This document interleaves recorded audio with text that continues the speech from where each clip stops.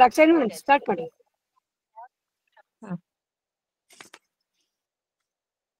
ಎಲ್ಲರಿಗೂ ಶರಣು ಶರಣಾರ್ಥಿಗಳು. ಓಂ ಶ್ರೀ ಗುರು ಬಸವಲಿಂಗಾಯ ನಮಃ. ಇಳೆ ನಿಮ್ಮ ದಾನ ಬೆಳೆ ನಿಮ್ಮ ದಾನ, ಇಳೆ ನಿಮ್ಮ ದಾನ ಬೆಳೆ ನಿಮ್ಮ ದಾನ, ಸುಳಿದು ಸೂಸುವ ಗಾಳಿ ನಿಮ್ಮ ದಾನ, ಸುಳಿದು ಸೂಸುವ ಗಾಳಿ ನಿಮ್ಮ ದಾನ, ನಿಮ್ಮ ದಾನವನುಂಡು ಅನ್ಯರ ಹೊಗಳುವ ಕುನ್ನಿಗಳೇನೆಂಬೆ ರಾಮನಾಥ. ನಮ್ಮೆಲ್ಲರ ಆದ್ಯ ವಚನಕಾರರಂತ ಜೇಡರ ದಾಸಿಮಯ್ಯನವರ ಒಂದು ವಚನವನ್ನ ಈ ಕ್ಷಣದಲ್ಲಿ ನೆನಪಿಸಿಕೊಳ್ಳುತ್ತಾ, ವಚನ ಅಧ್ಯಯನ ವೇದಿಕೆ, ಬಸವಾದಿ ಶರಣರ ಚಿಂತನ ಕೂಟ ಹಾಗೂ ಅಕ್ಕನ ಅರಿವು ಸಂಘಟನೆಗಳಿಂದ ನಿರಂತರವಾಗಿ ನಡೆದುಕೊಂಡು ಬರುತ್ತಿರುವ ಉಪನ್ಯಾಸ ಮಾಲಿಕೆಗೆ ತಮ್ಮೆಲ್ಲರನ್ನು ಆತ್ಮೀಯವಾಗಿ ಸ್ವಾಗತಿಸುತ್ತೇನೆ. ಇವತ್ತಿನ ವಿಶೇಷ ಉಪನ್ಯಾಸವನ್ನು ನೀಡಲಿರುವಂತಹ ಶಂಕರ್ ಕುಪ್ಪಸ್ಥರ್ ಸರ್ ಅವರನ್ನು ಕೂಡ ಈ ಒಂದು ವೇದಿಕೆಗೆ ಆತ್ಮೀಯವಾಗಿ ಸ್ವಾಗತಿಸುತ್ತಾ, ಈಗ ಈ ಇಂದಿನ ದತ್ತಿ ಉಪನ್ಯಾಸ 326ನೇ ಒಂದು ಉಪನ್ಯಾಸ ಶರಣೆ ಸುಧಾ ಪಾಟೀಲ್ ಅವರ ತಂದೆಯವರಾದ ಲಿಂಗೈಕ್ಯ ಶ್ರೀ BM ಪಾಟೀಲ್ ಅವರು ಹಾಗೂ ಅವರ ತಾಯಿಯವರಾದಂತಹ ಲಿಂಗೈಕ್ಯ ಶ್ರೀಮತಿ ಅಕ್ಕ ಮಹಾದೇವಿ ಪಾಟೀಲ್ ಗದಗ್ ಇವರ ಸ್ಮರಣಾರ್ಥ ಇಂದು ಹಮ್ಮಿಕೊಂಡಿರುವಂತಹ ವಿಶೇಷ ದತ್ತಿ ಉಪನ್ಯಾಸ. ಇದನ್ನ ಶರಣ ಮಾಸದ ಅನುಭವ ಮಾಲಿಕೆ ಅಂತೂ ಕೂಡ ನಾವು ಕರಿತೀವಿ. ಈ ಒಂದು ಅನುಭವ ಮಾಲಿಕೆಯು ಅತ್ಯಂತ ಯಶಸ್ವಿಯಾಗಿ ಜರುಗಲಿ ಅಂತ ಹೇಳಿ ವಚನ ಪ್ರಾರ್ಥನೆಯನ್ನ ಮಾಡಲಿರುವವರು ಡಾಕ್ಟರ್ ಸುಗುಣಾ ಮಲ್ಲೇಶ್ ಅವರು ವಚನ ಪ್ರಾರ್ಥನೆಯೊಂದಿಗೆ ಈ ಕಾರ್ಯಕ್ರಮವನ್ನ ಆರಂಭಿಸಬೇಕಂತ ಹೇಳಿ ಅವರಲ್ಲಿ ಕೇಳಿಕೊಳ್ಳುತ್ತೇನೆ. ಎಲ್ಲರಿಗೂ ಶರಣು ಶರಣಾರ್ಥಿಗಳು.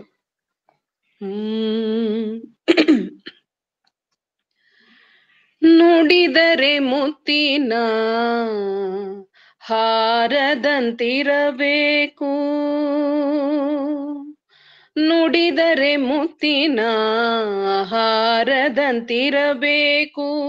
ನುಡಿದರೆ ಮಾಣಿಕ್ಯದ ದೀಪ್ತಿಯಂತಿರಬೇಕು, ನುಡಿದರೆ ಮುತ್ತಿನ ಹಾರದಂತಿರಬೇಕು,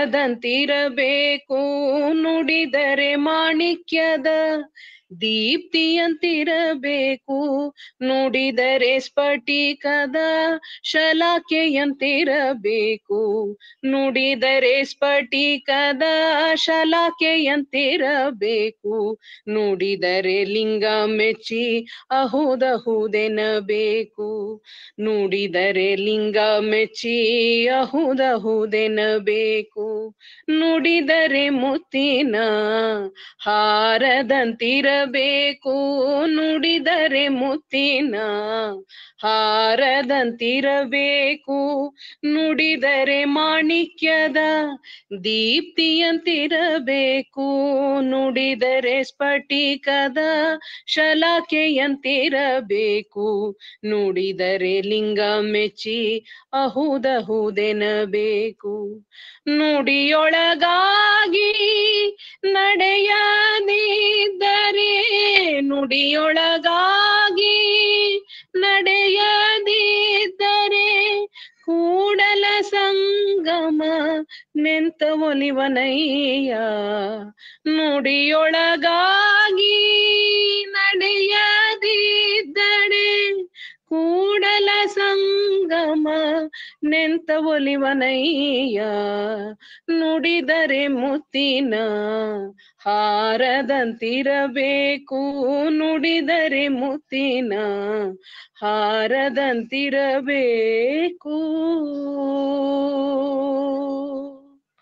ಶರಣು ಶರಣಾರ್ಥಿಗಳು. ಪ್ರಾರ್ಥನೆ ಎಂಬುದು ಆತ್ಮದ ಆಹಾರ ಇದ್ದಂತೆ. ಇಂತಹ ಒಂದು ವಚನ ಪ್ರಾರ್ಥನೆಯನ್ನ ಬಸವಣ್ಣವರ ವಚನ ಮೂಲಕ ಮಾಡಿದಂತಹ ಶರಣೆ ಡಾಕ್ಟರ್ ಸುಗುಣಾ ಮಲ್ಲೇಶ್ ಅವರಿಗೆ ವೇದಿಕೆಯ ಪರವಾಗಿ ತುಂಬು ಹೃದಯದ ಧನ್ಯವಾದಗಳು. ಈಗ ಕಾರ್ಯಕ್ರಮದಲ್ಲಿ ಉಪಸ್ಥಿತರಿರುವಂತಹ ಸರ್ವರನ್ನ ಸ್ವಾಗತಿಸಲಿರುವವರು ಶರಣೆ ಸ್ಮಿತಾ ಪಾಟೀಲ್ ಅವರು.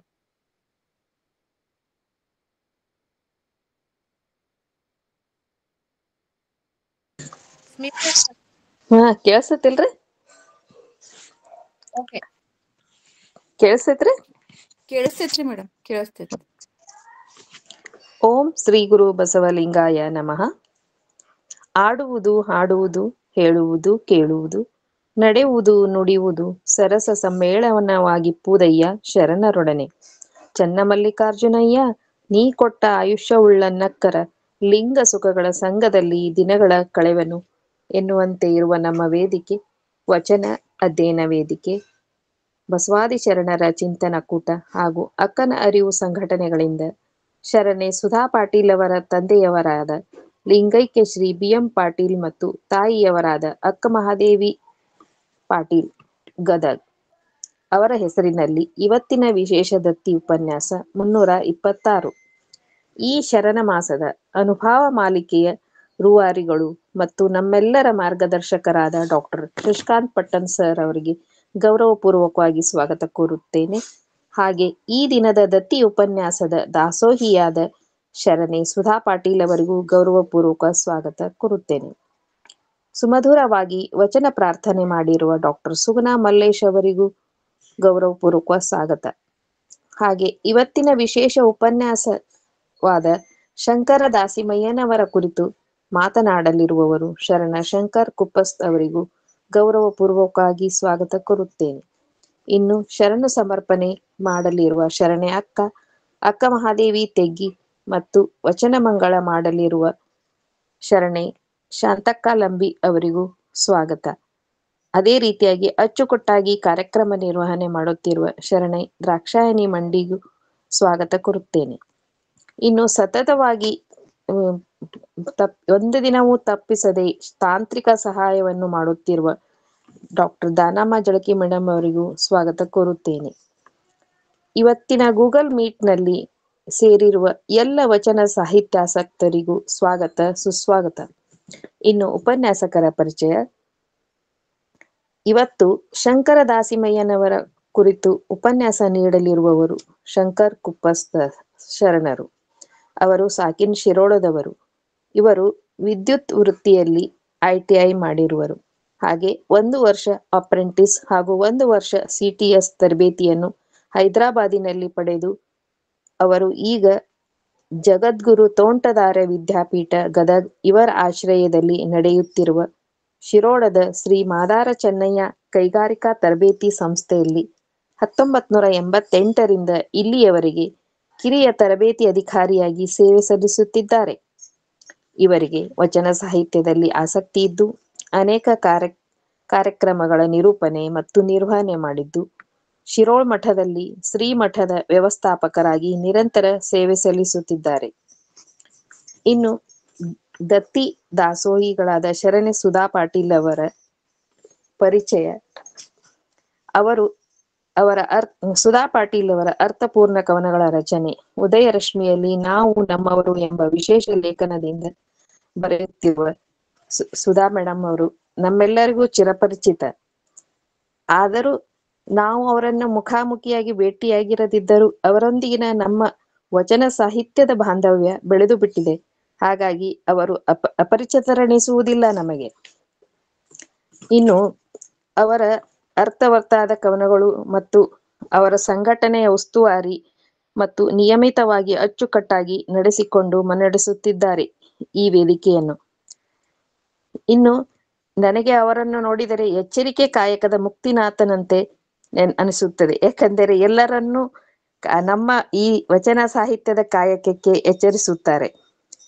ಎಲ್ಲರಿಗೂ ಅವತ್ತಿನ ಉಪನ್ಯಾಸದ ಕಾರ್ಯಕ್ರಮದ ಜವಾಬ್ದಾರಿಯನ್ನು ವಹಿಸಿಕೊಂಡವರಿಗೆ ಮೆಸೇಜ್ ಅಥವಾ ಫೋನಿನ ಮೂಲಕ ಎಚ್ಚರಿಸುವುದನ್ನು ನೋಡಿದರೆ ಆಯ್ದಕ್ಕಿ ಲಕ್ಕಮ್ಮನ ಕಾಯಕ ಎಚ್ಚರಿಕೆಯಂತೂ ನೆನಪಿಸುತ್ತದೆ.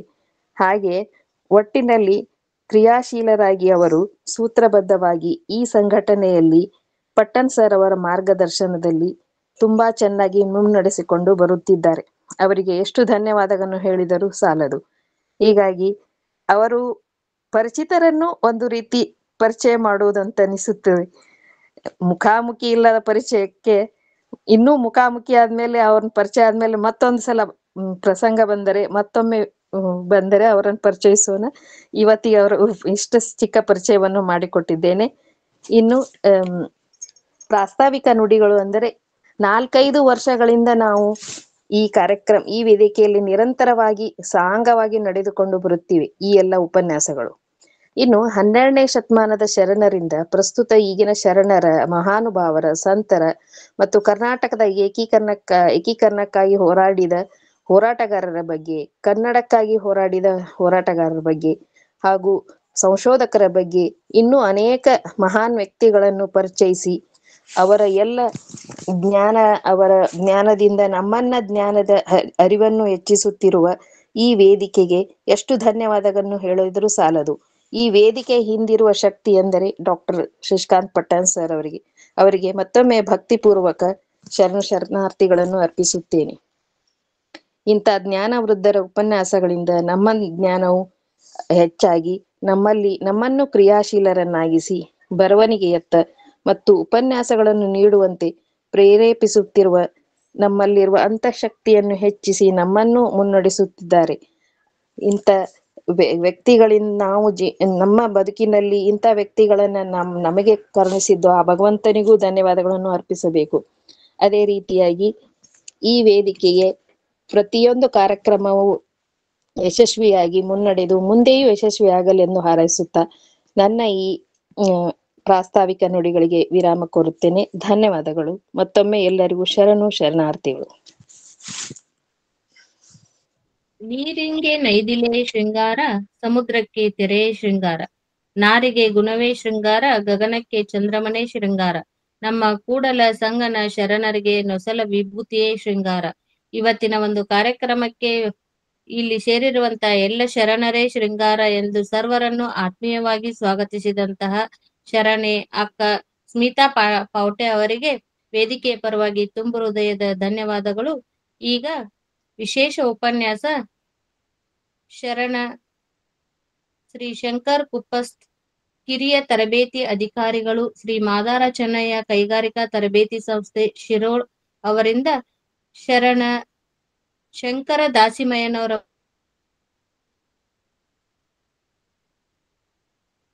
ಕುರಿತು ಇವತ್ತು ನಮ್ಮೆಲ್ಲರಿಗೂ ಒಂದು ವಿಶೇಷ ಅರಿವಿನ ಊಟವನ್ನ ಉಣಿಸಲಿದ್ದಾರೆ.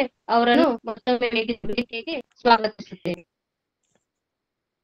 ಓಂ ಶ್ರೀ ಗುರು ಬಸವಲಿಂಗಾಯನ್ಮ.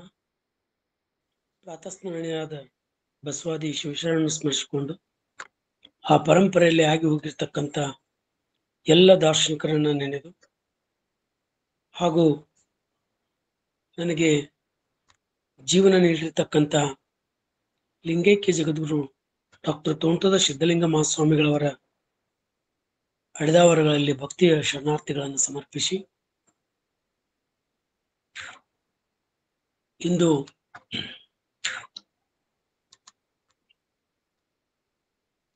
ಬಸವಾದಿ ಶಿವಶರಣರ ಚಿಂತನ ಕೂಟ ಹಾಗೂ ಅಕ್ಕನ ಅರಿವು ಮತ್ತು ವಚನ ಅಧ್ಯಯನ ವೇದಿಕೆಯ ಸಂಯುಕ್ತ ಆಶ್ರಯದಲ್ಲಿ ಜರುಗುತ್ತಿರುವ ಈ ಶರಣ ಮಾಸದ ಉಪನ್ಯಾಸ ಮಾಲಿಕೆಯಲ್ಲಿ ಶರಣೆ ಸುಧಾ ಪಾಟೀಲ್ ಇವರ ತಂದೆ ಲಿಂಗೈಕ್ಯ ಶ್ರೀ BM ಪಾಟೀಲ್ ಮತ್ತು ತಾಯಿಯವರಾದ ಲಿಂಗೈಕ್ಯ ಶ್ರೀಮತಿ ಅಕ್ಕಮಹಾದೇವಿ ಪಾಟೀಲ್ ಇವರ ಹೆಸರಿನಲ್ಲಿ ನಡೆಯುವ ಈ ಒಂದು ವಿಶೇಷ ದತ್ತಿ ಉಪನ್ಯಾಸ ಮಾಲಿಕೆ 326 ಇದರಲ್ಲಿ ಭಾಗವಹಿಸಿರ್ತಕ್ಕಂಥ ಎಲ್ಲ ಶರಣ ಬಂಧುಗಳಿಗೆ ಶರಣಾರ್ಥಿಗಳು.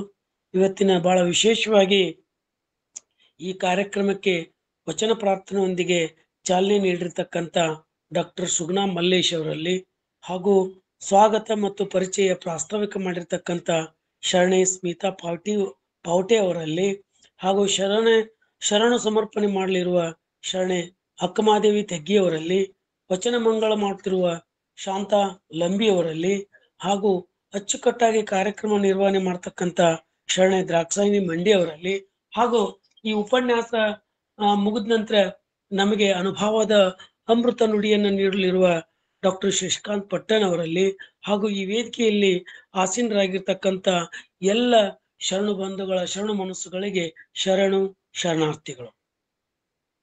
ಪ್ರಾಯಶಃ ಇವತ್ತು ಈ ಒಂದು ಉಪನ್ಯಾಸದಲ್ಲಿ ನನಗೆ ಒಂದು ಬಸವಣ್ಣರ ವಚನ ನೆನಪಾಗ್ತಾ ಇದೆ. ದೇವ ಸಹಿತ ಭಕ್ತ ಮನೆಗೆ ಬಂದಡೆ ಕಾಯಕ ಆವುದೆಂದು ಬೆಸಗೊಂಡನಾದಡೆ ನಿಮ್ಮಾನೆ ನಿಮ್ಮ ಪುರಾತರಾಣೆ ತಲೆದಂಡ ಕೂಡಲ ಸಂಗಮ ದೇವ ಭಕ್ತರಲ್ಲಿ ಕುಲವನರಿಸಿದಡೆ ನಿಮ್ಮ ರಾಣಿವಾಸದಾನೆ ಅಂತಕ್ಕಂಥದ್ದು. ಅಂದ್ರೆ ವಿಶ್ವಗುರು ಬಸವಣ್ಣವರು ಪ್ರಸ್ತುತ ವಚನದ ಮೂಲಕ ಕೊಟ್ಟಿರುವ ಒಂದು ದಿವ್ಯ ಸಂದೇಶ ಏನಂತ ಹೇಳಿದ್ರೆ, ಆ ಸಮಾನತೆಯ ಸಂದೇಶವೇನಂತ ಹೇಳಿದ್ರೆ, ಭಕ್ತನಲ್ಲಿ ಕುಲದ ಮೂಲಕ ಕಾಯಕವನ್ನಾಗಲಿ ಅಥವಾ ಕಾಯಕದ ಮೂಲಕ ಕುಲವನ್ನಾಗಲಿ ಹುಡುಕಬಾರದು. ಎಲ್ಲ ಕಾಯಕಗಳು ಕೂಡ ಪವಿತ್ರವೇ. ಆಯಾ ಕಾಯಕ ಜೀವಿಗಳು ಪವಿತ್ರ ಆತ್ಮರೇ ಆಗಿದ್ದಾರೆ ಅಂತಕ್ಕಂಥ ಮಾತನ್ನ ಬಸವಣ್ಣವರು ಹೇಳಿರ್ತಕ್ಕಂಥದ್ದು. ಬಹುಶಃ ಇವತ್ತಿನ ಒಂದು ಉಪನ್ಯಾಸದ ವಿಷಯಕ್ಕೆ ಹೋಗೋಕ್ಕಿಂತ ಪೂರ್ವದಲ್ಲಿ ಕೆಲವು ಹಿನ್ನೆಲೆಯನ್ನ ನಾನು ಇಲ್ಲಿ ಹೇಳಿದ್ರ ಪ್ರಾಯಶಃ ತಪ್ಪಾಗ್ಲಿಕ್ಕಿಲ್ಲ ಅಂತಕ್ಕಂಥ ಮಾತು ನನಗೆ ಗೊತ್ತಾಗ್ತಾ ಇದೆ. ಕರ್ನಾಟಕದಲ್ಲಿ ಕ್ರಿಶಕ ಪೂರ್ವ 3ನೇ ಶತಮಾನದ ಅಶೋಕನ ಶಾಸನಗಳು ಬೌದ್ಧ ಧರ್ಮಕ್ಕೆ ಸಂಬಂಧಿಸಿದ ಪ್ರಾಚೀನ ಕುರುಹಗಳಾಗಿವೆ. ಸಾಮ್ರಾಟ್ ಅಶೋಕನನ್ನು ಮೊದಲುಗೊಂಡು ಶಾತವಾಹನ ಪಲ್ಲವ ಕುಲಗಳ ಕೆಲವು ರಾಜರು ಆಶ್ರಯವನ್ನು ಪಡೆದು ಬೌದ್ಧ ಧರ್ಮವು ಹಲವಾರು ಶತಮಾನಗಳವರೆಗೆ ಉಚ್ಛ್ರಾಯ ಸ್ಥಿತಿಯಲ್ಲಿದ್ದುದು ನಮಗೆ ಗೊತ್ತಾಗ್ತಾ ಇದೆ. ಕ್ರಿಶಕ 7 ಮತ್ತು 8ನೇ ಶತಮಾನದಲ್ಲಿ ಬೌದ್ಧ ಧರ್ಮದ ಶಾಖೆಗಳಾದ ಹೀನಾಯಾನ, ಮಹಾಯಾನ ಮತ್ತು ವಜ್ರಾಯಾನಗಳು ಕರ್ನಾಟಕದಲ್ಲಿ ಪ್ರಚಾರದಲ್ಲಿದ್ದುದು ನಮಗೆ ತಿಳಿದು ಬರ್ತಾ ಇದೆ. ಹಾಗಾದ್ರೆ ಏನದು ಹೀನಾಯಾನ ಅಂದ್ರೆ? ಅದೊಂದು ಸಣ್ಣ ಮಾರ್ಗ, ವೈಯಕ್ತಿಕ ಮುಕ್ತಿ, ಶಿಸ್ತು ಮತ್ತು ಧ್ಯಾನಕ್ಕೆ ಒತ್ತು ಕೊಡುವ ಮಾರ್ಗಕ್ಕೆ ನಾವು ಹೀನಾಯನ ಅಂತ ಹೇಳಿವಿ. ಮಹಾಯಾನ ಅಂದ್ರೆ ದೊಡ್ಡ ಮಾರ್ಗ, ಎಲ್ಲ ಜೀವಿಗಳಿಗೂ ಮುಕ್ತಿ, ಬೋಧಿಸತ್ವ ಆದರ್ಶ, ಬುದ್ಧನನ್ನು ದೈವಿ ಸ್ವರೂಪ ಕಾಣುವ ಒಂದು ಮಾರ್ಗ ಅಂತ ಹೇಳ್ತಾರ. ವಜ್ರಾಯಣ ಅಂದ್ರ ಕಠಿಣ, ಇದು ಗುರು ಶಿಷ್ಯ ಪರಂಪರೆಗೆ ಹೆಚ್ಚು ಪ್ರಾಮುಖ್ಯತೆಯನ್ನು ಕೊಡ್ತಕ್ಕಂಥ ಮಾರ್ಗ. ಇಂಥ ಒಂದು ಮಾರ್ಗಗಳು ನಮ್ಮ ಕರ್ನಾಟಕದಲ್ಲಿ ಬಹಳಷ್ಟು ಪ್ರಚಾರದಲ್ಲಿತ್ತು. ಆದರೆ ನಂತರ ವಜ್ರಾಯಣದಲ್ಲಿ ಮತ್ಸ್ಯ, ಮಾಂಸ, ಮದ್ಯ, ಮುದ್ರೆ, ಮೈಥುನ ಎಂಬ ಪಂಚಮಾಕಾರಗಳು ಕೂಡಿಕೊಂಡು ಆಚರಣೆಯ ಅತೀತನದಿಂದ ತನ್ನ ಸತ್ವವನ್ನು ಕಳೆದುಕೊಳ್ಳುವಂತಾಯ್ತು. ಹಂಗಾರ ಈ ಪಂಚಮಾಕಾರಗಳು ಅಂದ್ರ ಇದರಲ್ಲಿ ಏನಂತ ವಿಶೇಷವಾಗಿ ಅಂತ ಹೇಳಿದ್ರೆ, ಬಹುಶಃ ಇವುಗಳ ಮುಖ್ಯ ಉದ್ದೇಶ ಬಾಹ್ಯ ಆಸೆಗಳನ್ನು ಮೀರಿ ಅಂತಿಮವಾಗಿ ಆಧ್ಯಾತ್ಮಿಕ ವಿಮೋಚನೆ ಮತ್ತು ಜ್ಞಾನೋದಯವನ್ನ ಸಾಧಿಸ್ತಕ್ಕಂಥದ್ದು. ಇಂಥ ಒಂದು ಅತೀತನದಿಂದ ಈ ಒಂದು ತನ್ನ ಸತ್ವವನ್ನು ಕಳೆದುಕೊಳ್ಳುವಂತಾಯ್ತು. ಪರಿಣಾಮವಾಗಿ 10-11ನೇ ಶತಮಾನದಷ್ಟೊತ್ತಿಗೆ ಬೌದ್ಧ ಧರ್ಮವು ಇಳಮುಖವಾಗಿ ತೊಡಗಿತು. ಇನ್ನಿತರ ಧರ್ಮಗಳಾದ ಜೈನ ಹಾಗೂ ಶೈವಗಳಲ್ಲಿ ವಿಲೀನವಾಗುವಂತ ಪ್ರಸಂಗ ಬಂದೊದಕಿ ಅಂತಕ್ಕಂಥದ್ದನ್ನ ನಾವು ಇತಿಹಾಸದಿಂದ ನೋಡ್ತಾ ಇದ್ದೀವಿ. ಹಾಗಾದ್ರೆ ನೆಕ್ಸ್ಟ್ ಬರ್ತಕ್ಕಂಥದ್ದು ಏನಂತ ಹೇಳಿದ್ರೆ, ಅದು ಜೈನ ಧರ್ಮ. ಪ್ರಾಚೀನ ಕರ್ನಾಟಕದಲ್ಲಿ ಜೈನ ಧರ್ಮವು ಒಂದು ಪ್ರಬಲವಾದ ಧರ್ಮವಾಗಿತ್ತು. ಈ ಧರ್ಮದ ಇತಿಹಾಸದಲ್ಲಿ ಶ್ವೇತಾಂಬರ, ದಿಗಂಬರ, ಯಾಪಾನಿಯನೆಂಬ ಪ್ರಮುಖ ಶಾಖೆಗಳು ಜ್ಞಾನಾತ್ಯವನ್ನು ಶಾಸನಗಳು ಬಣ್ಣಿಸಿವೆ. ಕ್ರಿಶಕದ ಆದಿಯಿಂದ 10ನೇ ಶತಮಾನದ ಕಾಲವನ್ನು ಜೈನ ಧರ್ಮದ ಸಮೃದ್ಧಿಯ ಸುವರ್ಣಯುಗವೆಂದು ಕರೆಯಲಾಗಿದೆ. ಕದಂಬ, ಗಂಗಾ, ರಾಷ್ಟ್ರಕೂಟ, ಚಾಲುಕ್ಯ, ಹೊಯ್ಸಳರ ಪ್ರೋತ್ಸಾಹದಿಂದ ಈ ಧರ್ಮವು 12ನೇ ಶತಮಾನದವರೆಗೆ ಬೆಳೆಗಿತು. ನಂತರ ಹಲವಾರು ಕಾರಣಗಳಿಂದ ಈ ಧರ್ಮ ಇಳಿಮುಖವಾಗಿ ತೊಡಗಿತು ಅಂತಕ್ಕಂಥದ್ದನ್ನ ನಾವು ಇತಿಹಾಸದಿಂದ ಕಾಣ್ತಾ ಇದ್ದೇವೆ. ಈ ಜೈನ ಧರ್ಮ ಆದ ನಂತರ ಬರ್ತಕ್ಕಂಥದ್ದು ವೈಷ್ಣವ ಧರ್ಮ. 10-11ನೇ ಶತಮಾನದಲ್ಲಿ ಈ ಧರ್ಮ ಪ್ರಚಾರದಲ್ಲಿತ್ತು ಎಂದು ಸಂಶೋಧಕರು ವ್ಯಕ್ತಪಡಿಸ್ತಾರೆ. ಶ್ರೀ ರಾಮಾನುಜಾಚಾರ್ಯರು 1017ರಿಂದ 1137ರವರೆಗೆ ತಮಿಳಿನಿಂದ ಕರ್ನಾಟಕಕ್ಕೆ ಬಂದು ಶ್ರೀ ವೈಷ್ಣವ ಧರ್ಮವನ್ನು ಪ್ರಚಾರ ಮಾಡಿದ ಮೇಲೆ ಅದಕ್ಕೆ ರಾಜಾಶ್ರಯ ದೊರೆತು ಖ್ಯಾತಿ ಗಳಿಸಿತು ಅಂತಕ್ಕಂಥದ್ದನ್ನ ನಾವು ತಿಳ್ಕೊಂತ ಇದ್ದೇವೆ. ಮುಂದೆ ಮಧ್ವಾಚಾರ್ಯರು ಈ ಧರ್ಮವನ್ನ ಪ್ರಚಾರ ಮಾಡಿದ್ರು. ಮುಂದೆ ಡಾಕ್ಟರ್ ಎಂ ಚಿದಾನಂದ ಮೂರ್ತಿಯವರ ಕ್ರಿಶಕ 1150ರಲ್ಲಿ ಶೈವ ಮತ್ತು ವೈಷ್ಣವ ಧರ್ಮಗಳಿಗೆ ಘರ್ಷಣೆ ನಡೆದು ಈ ಧರ್ಮವು ಬೆಳವಣಿಗೆಯಲ್ಲಿ ಕುಂಠಿತವಾಗಿದೆ ಅಂತಕ್ಕಂಥದ್ದು ನಮಗೆ ಇತಿಹಾಸದಿಂದ ಗೊತ್ತಾಗ್ತಾ ಇದೆ. ಇನ್ನು ಬಸವ ಪೂರ್ವದ ಈ ಕಾಲಾವಧಿಯಲ್ಲಿ ಕರ್ನಾಟಕದ ಬಹುಭಾಗಗಳನ್ನು ಆಳುತ್ತಿದ್ದ ಕಲ್ಯಾಣದ ಚಾಲುಕ್ಯ ಅರಸರ ರಾಜಕೀಯ ಅಂತೆಯೇ ಧಾರ್ಮಿಕ ಜೀವನವು ಮಹತ್ವಪೂರ್ಣವಾದಂಥದ್ದು. ಕಲ್ಯಾಣ ಚಾಲುಕ್ಯ ದೊರೆ ಇಮ್ಮಡಿ ತೈಲಪ್ಪನಿಂದ ಕ್ರಿಶಕ 973, ಮುಮ್ಮಡಿ ಸೋಮೇಶ್ವರ ಕ್ರಿಶಕ 1130ರವರೆಗೆ ಕೆಲವರು ಜೈನ, ಇನ್ನು ಕೆಲವರು ವೈಷ್ಣವ ಮತ್ತು ಕೆಲವರು ಶೈವ ಧರ್ಮವನ್ನು ಸ್ವೀಕರಿಸಿ ಆಯಾ ಧರ್ಮದ ಪ್ರಭಾವಕ್ಕೆ ಒಳಗಾದ ಸಂಗತಿಯು ಚಾರಿತ್ರ್ಯ. ಸಾಮಾನ್ಯವಾಗಿ ಅರಸರಲ್ಲಿ ಸರ್ವಧರ್ಮ ಸಮನ್ವಯ ಧೋರಣೆ ಕಂಡು ಬಂದರೂ ತಾವು ಪ್ರಭಾವಿ ಹಾಗೂ ಪ್ರಚಲಿತ ಧರ್ಮವನ್ನು ಸ್ವೀಕರಿಸಿ ಇನ್ನುಳಿದವುಗಳ ಬಗ್ಗೆ ಉದಾತ್ತತೆ ಇಲ್ಲವೇ ಉದಾಸೀನತೆ ತೋರಿದ ಪ್ರಸಂಗಗಳು ನಮಗೆ ಕಂಡು ಬರ್ತಾ ಇದೆ. ಕ್ರಿಸ್ತಕ 11ನೇ ಶತಮಾನದಲ್ಲಿ ಕರ್ನಾಟಕದ ಭಿನ್ನ ಭಿನ್ನ ಭಾಗಗಳಲ್ಲಿ ಶರಣ ಧರ್ಮದ ಸ್ಥಿರತೆಗಾಗಿ ನಡೆಯುತ್ತಿದ್ದ ಚಟುವಟಿಕೆಗಳು ಪ್ರಭು ವರ್ಗ ಪುರೋಹಿತ ವರ್ಗಗಳು ಬೆಂಬಲವಿಲ್ಲದೆ ಮುಂದುವರಿಯತೊಡಗಿತೆನ್ನುವುದು ಉಲ್ಲೇಖನೀಯವಾದದ್ದು. ಇಂಥ ದಿಟ್ಟತನದ ಹೋರಾಟದ ಪರಂಪರೆಗಾಗಿ ಅಡಿಪಾಯ ಯಾರು ಹಾಕಿದ್ರು, ಯಾವಾಗ ಹಾಕಿದ್ರು ಮತ್ತು ಎಲ್ಲಿ ಎಂಬುದನ್ನ ನಿರ್ಧರಿಸಿ ಹೇಳುವುದು ಸಾಧ್ಯವಾಗದಿದ್ದರೂ ಅದರ ಬಗ್ಗೆ ಸಮೀಕ್ಷೆ ನಡೆಸಿ ಸುಮಾರು 39 ಜನ ಶರಣ ಶರಣೆಯರನ್ನ ಅನೇಕ ಸಂಶೋಧನೆಯನ್ನ ಶ್ರೀ ಶಾಂತರಸರು ಹಾಗೂ ಡಾಕ್ಟರ್ MM ಕಲಬುರ್ಗಿ ಇವರು ಸಂಶೋಧನೆ ಮಾಡಿ ಸುಮಾರು 30 ಜನ ಶರಣ ಶರಣೆಯರನ್ನ ಸೂಚಿಸುತ್ತಾರೆ. ಇವರೆಲ್ಲರೂ ಐತಿಹಾಸಿಕ ವ್ಯಕ್ತಿಗಳೇ ಆಗಿದ್ದರೂ ಕೂಡ ಅವರ ಬಗೆಗೆ ದಾಖಲೆಗಳು ಈ ಸದ್ಯ ದುರ್ಲಭವಾಗಿರ್ತಕ್ಕಂಥದ್ದು. ಈ ಶರಣ ಸಮುದಾಯದಲ್ಲಿ ಜೇಡರ ದಾಸಿಮಯ್ಯ, ದೇವರ ದಾಸಿಮಯ್ಯ, ಶಂಕರ ದಾಸಿಮಯ್ಯ, ಕೊಂಡಗುಳಿ ಕೇಶರಾಜ ಮುಂತಾದವರು ಶರಣ ಧರ್ಮದ ಹೋರಾಟ ಪರಂಪರೆಗೆ ನಾಂದಿ ಹಾಡಿದವರಾಗಿದ್ದಾರೆ. ಅಂತವರಲ್ಲಿ ನಾನು ಉಪನ್ಯಾಸ ಮಾಡ್ತಕ್ಕಂಥದ್ದು ಸೂಜಿ ಕಾಯಕದ ಶಂಕರ ದಾಸಿಮಯ್ಯನ ಬಗ್ಗೆ. ಬಹುಶಃ ಈತನ ಕಾಲವನ್ನ ನಾವು ಸ್ಪಷ್ಟವಾಗಿ ಹೇಳಲಿಕ್ಕೆ ಆಗಲ್ಲ. ಯಾಕೆಂತ ಹೇಳಿದ್ರೆ ಇನ್ನೂ ಕೂಡ ಸಂಶೋಧನೆ ಅದು ನಡೆಯಬೇಕಾಗಿದೆ ಅಂತಕ್ಕಂಥದ್ದು. ಇವನ ಕಾಲವನ್ನ ನಾವು ಹೇಗೆ ಹೇಳ್ಬೇಕಂತಂದ್ರೆ ಇವರ ಕಾಲಮಾನ ಸರಿಯಾಗಿ ದೊರಕದೇ ಕಾರಣ ಇವರ ಸಮಕಾಲೀನರ ಚಾರಿತ್ರಿಕ ದಾಖಲೆಗಳನ್ನ ಆಧರಿಸಿ ಈತನ ಕಾಲವನ್ನು ನಿರ್ಧರಿಸಿಕೊಳ್ಬಹುದಾಗಿದೆ. ಅಂಥವುಗಳಲ್ಲಿ ನಮಗೆ ದೊರಕುವ 2 ಆಧಾರ ಅಂತ ಹೇಳಿದ್ರೆ, ಒಂದು ಜೇಡರ ದಾಸಿಮಯ್ಯನ ಕಾಲ 1018ರಿಂದ 1042 ಆಸುಪಾಸಿನಲ್ಲಿ ಬಹುಶಃ ಶಂಕರ ದಾಸಿಮಯ್ಯನವರು ಇರಬಹುದು ಅಂತಕ್ಕಂಥದ್ದನ್ನ ಊಹೆ ಮಾಡಬಹುದು. ಕಾರಣ ಅಂತ ಹೇಳಿದ್ರೆ ಜೇಡರ ದಾಸಿಮಯ್ಯನ ತವನಿಧಿಯನ್ನ ಬಯಲು ಮಾಡಿದ ಒಂದು ಶಕ್ತಿ ಅದು ಶರಣ ಶಂಕರ ದಾಸಿಮಯ್ಯವರಿಗೆ ಸಲ್ಲುತ್ತೆ. ಆ ಉದ್ದೇಶಕ್ಕಾಗಿ ಅವರ ಒಂದು ಕಾಲಮಾನ ಇದು ಇರಬಹುದೇನೋ ಅಂತಕ್ಕಂಥದ್ದು ಒಂದು.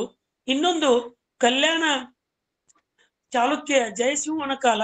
ಕಾರಣ ಇವರ ಒಂದು ಸಮ್ಮುಖದಲ್ಲೇ ಅನೇಕ ಕೆಲವು ಪರೀಕ್ಷೆಗಳು ಶಂಕರ ದಾಸಿಮಯ್ಯವರಿಗೆ ನಡೀತಾವ.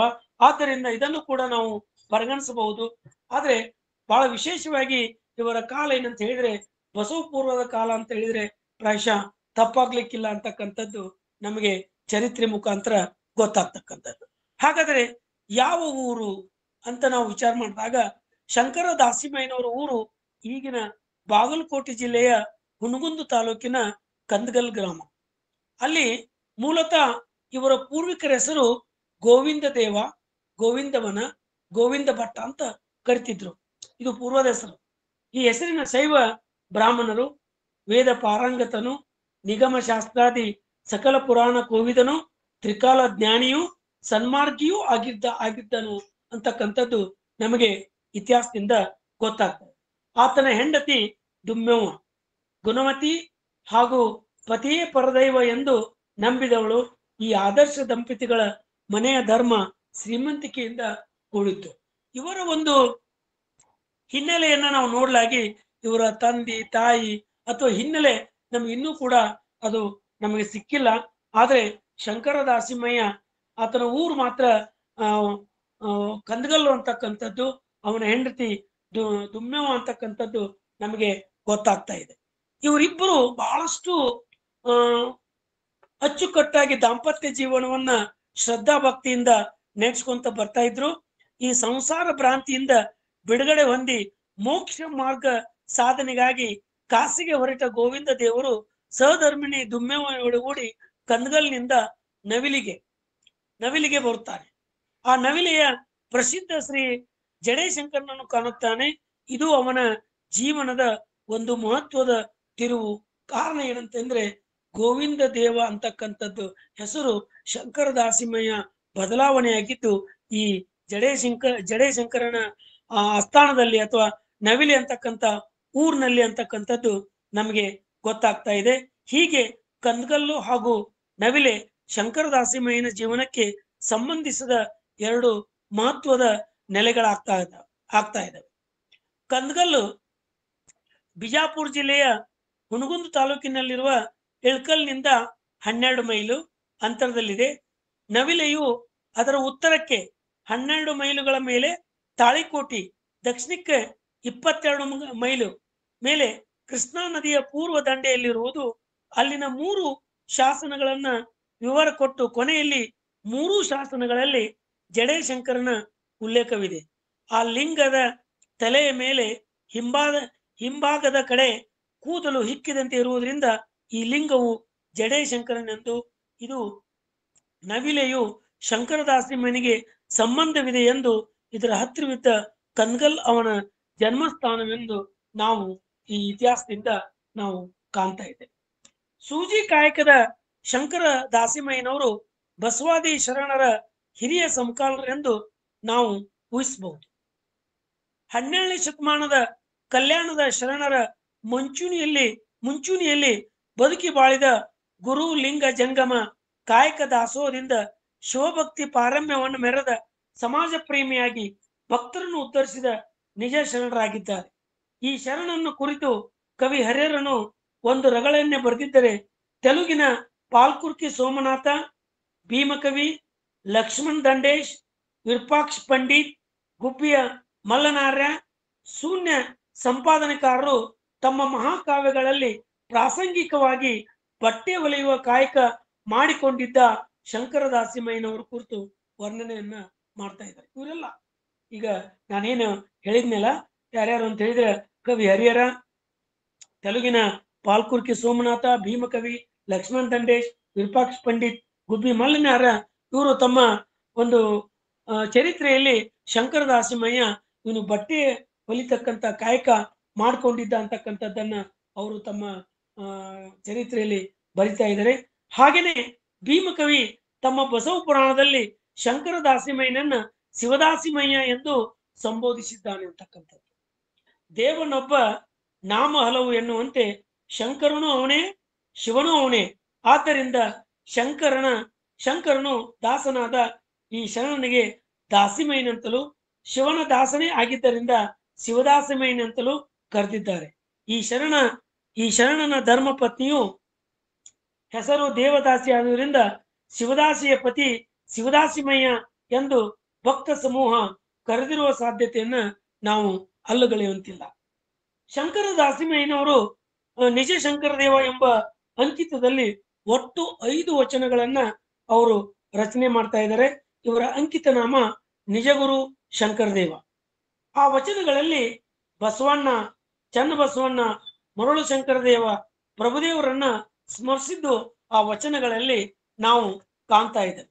ಹಾಗಾದ್ರೆ ಅದರಲ್ಲಿ ಒಂದು ವಚನ ನಾವು ಪ್ರಾರಂಭದಲ್ಲಿ ನೋಡ್ಬೇಕಾದ್ರೆ, ಎನ್ನ ಕಾಯಕ್ಕೆ ಗುರುವಾದನಯ್ಯ ಬಸವಣ್ಣನು, ಎನ್ನ ಜೀವಕ್ಕೆ ಲಿಂಗವಾದನಯ್ಯ ಚನ್ನಬಸವಣ್ಣನು, ಎನ್ನ ಪ್ರಾಣಕ್ಕೆ ಪ್ರಸಾದವಾದನಯ್ಯ ಮರುಳ ಶಂಕರದೇವರು, ಎನ್ನ ಜ್ಞಾನಕ್ಕೆ ಜಂಗಮಾದನಯ್ಯ ಪ್ರಭುದೇವರು, ಇಂಥವರ ಕರುಣದಿಂದ ಆನು ಬದುಕಿದನಯ್ಯ ನಿಜಗುರು ಶಂಕರದೇವ ಅಂತಕ್ಕಂಥದ್ದು. ಅಂದ್ರೆ ಅವರ ಒಂದು ವಚನದಲ್ಲಿ ಎಲ್ಲ ಮಹಾತ್ಮರನ್ನ ಅವ್ರು ಏನ್ ಮಾಡ್ತಾರಂದ್ರ ನೆನೆಸ್ತಾರೆ.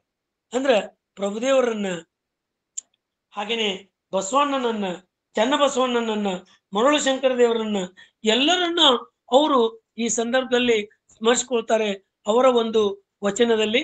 ಹಾಗೇನೆ ನಾವು ಎರಡನೇ ವಚನವನ್ನು ನೋಡ್ಲಾಗಿ ಏನು ವಚನ ಹೇಳತ್ತಂತಂದ್ರೆ, ಎರಳೆ ಯತಿಯಂತೆ ಕಾಕ ಪಿಂಕದಂತಿರಬೇಡವೇ, ತಿಟ್ಟನೆ ತಿರುಗಿ ತೊಟ್ಟನೆ ತೊಳಲಿ ಬಳಲುವವರ ಕಳಹೇಸಿಕೆಯ ನೋಡ, ಇರುಳು ಹಗಲೆನ್ನದೆ ತಿರುಗುವವರ ಕಂಡು ಹೇಸಿದೆ, ಅರಿದಡೆ ಶರಣ ಮರಿದಡೆ ಮಾನವ, ಸತ್ತ ಕಸನ ಹೊತ್ತುಕೊಂಡು ಊರೂರಿಗೆ ಮಾರುವ ಕಾಶಾಂಬ ದಾರಿಗಳನ್ನೊಲ್ಲ ನಿಜಗುರು ಶಂಕರದೇವ. ಅಂದ್ರೆ ಇಲ್ಲೇ ತಪಸ್ವಿ ಅಂತಕ್ಕಂಥದ್ದು ಅಂದ್ರೆ ಆತ್ಮಶುದ್ಧಿ ಮಾಡಿಕೊಂಡವನಾಗಿರ್ಬೇಕು. ಆದರೆ ಕಾಗಿಯಂತೆ ಕಸವನ್ನ ಪಿಕಿದು ತಿನ್ನುವಂತೆ ಇರಬಾರ್ದು. ತಕ್ಷಣ ತಿರುಗಿ ತಕ್ಷಣ ತೊಳೆಯುವಂತೆ ಅಸ್ಥಿರವಾಗಿರುವವರನ್ನ ನೋಡಿ ನಾಚಬೇಕು. ಇಡೀ ದಿನ ರಾತ್ರಿ ಎನ್ನದೆ ತಿರುಗಾಡುವವರ ಜೀವನ ಹೆಸರಾಗಿರುತ್ತದೆ. ಸತ್ಯವನ್ನು ಅರಿತರೆ ಶರಣನಂತೆ, ಅರಿಯದೆ ಮರೆಮಾಡಿಕೊಂಡರೆ ಸಾಮಾನ್ಯ ಮಾನವನಂತೆ ಇರುತ್ತಾನೆ. ಸತ್ತ ಕಸವನ್ನ ಹೊತ್ತು ಊರೂರಿಗೆ ಮಾರುವ ನಕಲಿ ಸನ್ಯಾಸಿಗಳನ್ನ ಒಪ್ಪಬಾರದು ಅಂತಕ್ಕಂಥದ್ದನ್ನ ಅವರು ತಮ್ಮ 2ನೇ ವಚನದಲ್ಲಿ ಅವರು ಹೇಳ್ತಾ ಇದ್ದಾರೆ. ಇನ್ನ 3ನೇ ವಚನ ಏನಂತ ಹೇಳಿದ್ರೆ, ಕಾಯದ ಮದವಳಿದಲ್ಲದೆ ಮಾಯ ವಿಕಾರ ಒಳೆಯದು, ಮಾಯ ವಿಕಾರ ಒಳೆಯಲ್ಲದೆ ಭವನಾಶವಾಗದು, ಭವನಾಶವಾದಲ್ಲದೆ ಲಿಂಗ ಸಂಬಂಧ ಒಳಪಡದು, ಲಿಂಗ ಸಂಬಂಧ ಪಟ್ಟಲ್ಲದೆ ಸುಖವು ಸಾಧ್ಯವಾಗದು. ಪರಮ ಸುಖ ಪರಿಣಾಮಕ್ಕೆ ಮಹಾನುಭಾವಿಗಳ ಸಂಘವೇ ಬೇಕು, ಮಹಾನುಭಾವಿಗಳ ಸಂಘದಿಂದಲ್ಲದೆ ವಿಶ್ರಾಮವಿಲ್ಲ. ಇಂತಪ್ಪ ಮಹಾನುಭಾವದ ಮೂರ್ತಿ ಸಂಗನ ಬಸವಣ್ಣನ ಕೃಪೆಯಿಂದ ನನಗೆ ನಿಜವು ಕಾಣಬಂದಿತ್ತು. ಇದು ಕಾರಣ ನಿಜಗುರು ಶಂಕರ ದೇವರು ಅಂತಕ್ಕಂಥದ್ದು. ಅಂದ್ರೆ ದೇಹದಲ್ಲಿ ಮದ ಅಂದ್ರೆ ಅಹಂಕಾರ ಇಲ್ಲದಿದ್ರೆ ಮಾತ್ರ ಮಾಯೆ ವಿಕಾರಗಳು ಕಾಡುವುದಿಲ್ಲ. ಅಂದ್ರೆ ಅಹಂಕಾರ ಇರ್ಲಿಲ್ಲ ಅಂದ್ರೆ ನಮ್ಮೊಳಗೆ ಒಂದು ಮಾಯೆ ಅಂತಕ್ಕಂಥದ್ದು ಕಾಣುವುದಿಲ್ಲ. ಮಾಯೆ ವಿಕಾರಗಳು ತೊರೆಯದಿದ್ದರೆ ಮಾತ್ರ ಭವನಾಶವಾಗುತ್ತದೆ. ಭವನಾಶವಾದರೆ ಮಾತ್ರ ಲಿಂಗದ ನಿಜವಾದ ಸಂಬಂಧ ಸಿಗುತ್ತದೆ. ಈ ಲಿಂಗ ಸಂಬಂಧವಿಟ್ಟಾಗ ಮಾತ್ರ ಶಾಶ್ವತ ಸುಖ ಸಾಧ್ಯ ಅಂತಕ್ಕಂಥದ್ದು. ಈ ಪರಮ ಸುಖವನ್ನು ಪಡೆಯಲು ಮಹಾನುಭಾವಿಗಳು ಅಂದ್ರೆ ಸಂತರು ಶರಣರು ಸಂಘ ಅವಶ್ಯಕ. ಅವರ ಸಂಘವಿಲ್ಲದೆ ಮನಸ್ಸಿಗೆ ವಿಶ್ರಾಂತಿ ಸಿಗುವುದಿಲ್ಲ ಅಂತಕ್ಕಂಥದ್ದನ್ನ ಇವತ್ತು ನಮ್ಮ ಶಂಕರ ದಾಸಿಮಯ್ಯವರ ವಚನದಲ್ಲಿ ನಾವು ಕಾಣ್ತಾ ಇದ್ದೇವೆ. ಹಾಗೇನೆ ಒಂದು 3ನೇ ವಚನವನ್ನ ನಾವು ನೋಡ್ಲಾಗಿ, ಕಾಯವಿಲ್ಲಾಗಿ ಮಾಯವಿಲ್ಲ, ಮಾಯವಿಲ್ಲಾಗಿ ಮತನವಿಲ್ಲ, ಮತನವಿಲ್ಲಾಗಿ ಭಾವವಿಲ್ಲ, ಭಾವವಿಲ್ಲಾಗಿ ಬಯಕೆಯಿಲ್ಲ, ಬಯಕೆಯಿಲ್ಲಾಗಿ ನಿರ್ಭಾವ ನಿಜವನೈದಿ ನಿಜಗುರು ಶಂಕರ ದೇವರೆಂಬುದು ತಾನಿಲ್ಲ. ಅಂದ್ರೆ ದೇಹವಿಲ್ಲದಿದ್ದರೆ ಮಾಯವೂ ಇರುವುದಿಲ್ಲ, ಮಾಯೆ ಇಲ್ಲದಿದ್ದರೆ ಮತುನ ಅಂದ್ರೆ ಮನಸ್ಸಿನ ತೊಳ್ಳಾಟ ಇರುವುದಿಲ್ಲ, ಮತನವಿಲ್ಲದಿದ್ದರೆ ಭಾವ ಇರುವುದಿಲ್ಲ ಅಂದ್ರೆ ಅಹಂಕಾರ ಅಭಿಮಾನ, ಭಾವವಿಲ್ಲದಿದ್ದರೆ ಬಯಕೆ ಇರುವುದಿಲ್ಲ, ಬಯಕೆ ಇಲ್ಲದಿದ್ದರೆ ನಿರ್ಭಾವ ಸ್ಥಿತಿಯಲ್ಲಿ ನಿಜವನ್ನು ಅನುಭವಿಸುವುದು. ಆ ನಿಜವೆಂದರೆ ನಿಜಗುರು ಶಂಕರ ದೇವನು ಎಂಬುದನ್ನ ನಾನು ತಿಳಿದುಕೊಳ್ಳಬಹುದು ಅಂತಕ್ಕಂಥದ್ದನ್ನ ಅಲ್ಲಿ ಶಂಕರ ದಾಸಿಮಯ್ಯನವರು ತಮ್ಮ ಒಂದು ವಚನದಲ್ಲಿ ಈ ರೀತಿಯಾಗಿ ಹೇಳ್ತಕ್ಕಂಥದ್ದು ನಾವು ಕಾಣ್ತಾ ಇದ್ದೇವೆ. ಸರಿಸುಮಾರಾಗಿ 5 ವಚನಗಳನ್ನ ಅವರು ಮಾಡಿರ್ತಕ್ಕಂಥದ್ದು. ಅಂತ ವಚನಗಳಲ್ಲಿ ನಾವು ಈಗ ಸುಮಾರು 3-4 ವಚನಗಳನ್ನ ನಾವು ನೋಡಿದೀವಿ ಅಂತಕ್ಕಂಥದ್ದು. ಹಾಗೇನೆ ಶಂಕರ ದಾಸಿಮಯ್ಯನವರು ಬಸವಣ್ಣನಕ್ಕಿಂತ ಹಿರಿಯರು ಎಂದಿರುವ ಅನೇಕ ಶರಣರು ತಮ್ಮ ವಚನಗಳಲ್ಲಿ ದಾಸಿಮಯ್ಯರ ಹೆಸರನ್ನ ಪ್ರಸ್ತಾಪಿಸಿದ್ದಾರೆ. ಅವರಲ್ಲಿ ಬಸವಣ್ಣನ ಹಿರಿಯ ಸಮಕಾಲೀನರಾದ ಸೊಡ್ಡಳ ಬಾಚರಸ, ಮಡಿವಾಳ ಮಾಚಿದೇವ, ಐದಕ್ಕಿ ಲಕ್ಕಮ್ಮ, ಉರ್ಲಿಂಗ ಪೆದ್ದೆ ಹೀಗ ಅನೇಕ ವಚನಕಾರರು ಹೇಳಿರ್ತಕ್ಕಂಥದ್ದು ಅವರ ವಚನಗಳಲ್ಲಿ ನಮಗೆ ಗೊತ್ತಾಗ್ತಾ ಇದೆ. ಅವರಲ್ಲಿ ಮಡಿವಾಳ ಮಾಚಿದೇವರು ಒಂದು ವಚನವನ್ನ ಇಲ್ಲಿ ನಾನು ಈ ಸಂದರ್ಭಕ್ಕೆ ಹೇಳಿಕ್ಕೆ ಇಚ್ಛೆ ಪಡ್ತಾ ಇದ್ದೇನೆ. ನಿರ್ವಾಹವಾಯಿತ್ತು ಬಸವಣ್ಣಂಗೆ ಕಪ್ಪಡಿಯ ಸಂಗಮದಲ್ಲಿ, ನೂಲಿಯ ಚಂದಯ್ಯ, ಕನ್ನದ ಮಾರಯ್ಯ, ಸುರಿಗಿಯ ಚೌಡಯ್ಯ, ಹೆಂಡದ ಮಾರಯ್ಯ, ಶಂಕರ ದಾಸಿಮಯ್ಯ, ಏಕಾಂತರಾಮಯ್ಯ, ಮೇದಾರಕೇತಯ್ಯ ಮೊದಲಾದ ಶಿವಗಣಗಳ ದಂಡು ನಡೆಯಿತ್ತು. ಕೈಲಾಸಕ್ಕೆ ಬಂದ ಮಣಿಯ ಸಂದಿತ್ತು. ಸಂದ ಪುರಾತನರೆಲ್ಲರೂ ಎನ್ನ ಮನದ ಮೈಲಿಗೆ ಕಳೆದು ಕಾರಣ ಇವರೆಲ್ಲರ ಒಕ್ಕ ಮಿಕ್ಕ ಬಯಲು ಪ್ರಸಾದ ಎನಗಾಯಿತ್ತು ಕಲಿದೇವರ ದೇವ ಅಂತಕ್ಕಂಥ. ಅಂದ್ರ ಈ ಒಂದು ವಚನಗಳಲ್ಲಿ ಬಯಲ ಪ್ರಸಾದಿಗಳಾಗಿ ಸಂದ ಪುರಾತನರ ಸಾಲಿನಲ್ಲಿ ಶಂಕರ ದಾಸಿಮಯ್ಯನನ್ನ ಅವರು ಇಲ್ಲಿ ಸ್ಮರಿಸ್ಕೊಳ್ತಾರ ಅಂತಕ್ಕಂಥದ್ದು ನಮ್ಗೆ ಈ ವಚನದ ಮುಖಾಂತರ ತಿಳಿತಕ್ಕಂಥದ್ದು.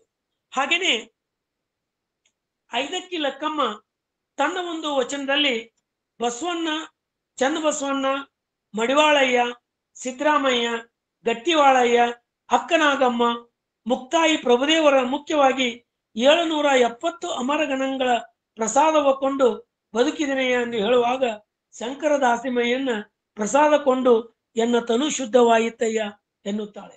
ಇಲ್ಲಿ ಶಂಕರ ದಾಸಿಮಯ್ಯನ ಪ್ರಸಾದಿ ಗುಣದ ಮಹತ್ವವನ್ನ ಇಲ್ಲಿ 5ಕ್ಕೆ ಲೆಕ್ಕಮ್ಮ ಎತ್ತಿ ತೋರಿಸ್ತಕ್ಕಂಥದ್ದು ನಾವು ವಚನಗಳ ಮುಖಾಂತರ ತಿಳ್ಕೊಂತಾ ಇದ್ದೇವೆ. ಹಾಗೇನೆ ಉರ್ಲಿಂಗ ಪೆದ್ದಿಯ ತನ್ನೊಂದು ವಚನದಲ್ಲಿ ಮತ್ತೊಂದು ಅವರ ವಚನದಲ್ಲಿ ಆಚಾರ ಕರ್ಪರ ಒಳವಟ್ಟಿತ್ತು ಶಂಕರ ದಾಸಿಮಯ್ಯಗಳಿಗೆ, ವಿಚಾರ ಕರ್ಪರ ಒಳವಟ್ಟಿತ್ತು ಸಕಲೇಶ ಮಾದರಾಜಯ್ಯಗಳಿಗೆ, ಅವಿಚಾರ ಕರ್ಪರ ಒಟ್ಟಿತ್ತು ಅಲ್ಲಮ ಪ್ರಭುದೇವರಿಗೆ, ಇಂತಿ ತ್ರಿವಿಧ ಕರ್ಪೂರ ಒಳಟ್ಟಿತ್ತು ನಿಜಗುಣ ದೇವಂಗೆ, ಇಂತಿ ನಾರೊಳರು ಗೂಡಿಗಿತ್ತು ಜಂಗಮಸ್ಥಳ ಅಂತ. ಅಂದ್ರೆ ಇಲ್ಲಿ ಆಚಾರ ವಿಚಾರಕ ಕರ್ಪೂರಗಳು ಕ್ರಮವಾಗಿ ಶಂಕರ ದಾಸಿಮಯ್ಯ, ಸಕಲೇಶ ಮಾದರಾಜಯ್ಯ, ಅಲ್ಲಮ ಪ್ರಭುದೇವರಿಗೆ ಹಾಗೂ ತ್ರಿವಿಧ ಕರ್ಪೂರ ನಿಜಗುಣ ದೇವನಲ್ಲಿ ಅಳವಿಟ್ಟಿತ್ತು ಎನ್ನುತ್ತಾ ಜಂಗಮಸ್ಥಳ ಈ ನಾಲ್ವರಲ್ಲಿಯೂ ಅಡಗಿತ್ತೆಂದು ಈ ಒಂದು ವಚನದಲ್ಲಿ ಹೇಳ್ತಾ ಇದೆ. ಇಲ್ಲಿ ಶಂಕರ ದಾಸಿಮಯ್ಯನು ಆಚಾರ ಕರ್ಪೂರವೊಟ್ಟು ಜಂಗಮ ಸ್ಥಳವನ್ನು ಅಡಗಿಸಿಕೊಂಡ ಮೂರ್ತಿಯಾಗಿ ಕಾಣುತ್ತಾನೆ ಅಂತಕ್ಕಂಥದ್ದನ್ನ ಉರ್ಲಿಂಗ ಪೆದ್ದಿ ತಮ್ಮ ವಚನದಲ್ಲಿ ಇಲ್ಲಿ ಹೇಳ್ತಾ ಇದೆ. ಆದ್ರೆ ಜೇಡರ ದಾಸಿಮಯ್ಯನ 18 ವಚನಗಳಲ್ಲಿ ಶಂಕರ ದಾಸಿಮಯ್ಯನ ಸ್ಮರಿಸುವಂತ ಯಾವುದೇ ವಚನಗಳು ಇದುವರೆಗೂ ಲಭ್ಯವಾಗಿಲ್ಲ ಅಂತಕ್ಕಂಥದ್ದು ನಮಗೆ ಸೋಜಿಗ ಹಾಗೂ ಅಷ್ಟೇ ಸತ್ಯ ಅಂತಕ್ಕಂಥದ್ದು. ಶಂಕರ ದಾಸಿಮಯ್ಯನ ಜೀವನದ ಪ್ರಮುಖ ಘಟನೆಯೊಂದು ಬಸವಣ್ಣ ತಮ್ಮ ವಚನದಲ್ಲಿ ಹೀಗೆ ಹೇಳ್ತಾರೆ. ಅಸಮಾಕ್ಷ ಲಿಂಗಕ್ಕೆ ಅನ್ಯ ದೈವ ಸರಿಯಂಬುವನ ಬಾಯಲ್ಲಿ ಮಸದ ಕೂರಲ್ಗ ನಿಕ್ಕದೆ ಮಾನ್ಬನೆ ಎಂದು ಮುಂತಾಗಿ ಮಹೇಶ್ವರ ನಿಷ್ಠೆಯನ್ನು ಉಕ್ಕಡಿಸುತ್ತಾ, ಎಲೆ ಕೂಡಲ ಸಂಗಮ ದೇವ, ನಿಮ್ಮ ಹೇಳಿದ ಹೇಳಿಕೆಯಿಂದ ಪಿಂಬನ ಮೈಲಿಗೆ ಮೆಳವಾಡುತ್ತಿದ್ದ ತ್ರೈಜಗದೊಳಗೆ ಅಂತಕ್ಕಂಥದ್ದು. ಅಂದ್ರೆ ಪ್ರಸ್ತುತ ವಚನದಲ್ಲಿ ಶಂಕರ ದಾಸಿಮಯ್ಯನ ಪವಾಡಗಳಲ್ಲಿ ಒಂದಾದ ಪಿಂಬೇರದ ಮೈಲಾರನ ಸೇವೆಯ ವರ್ಣನೆಯನ್ನ ಈ ವಚನದಲ್ಲಿ ನಾವು ಕಾಣ್ತಾ ಇದ್ದೇವೆ.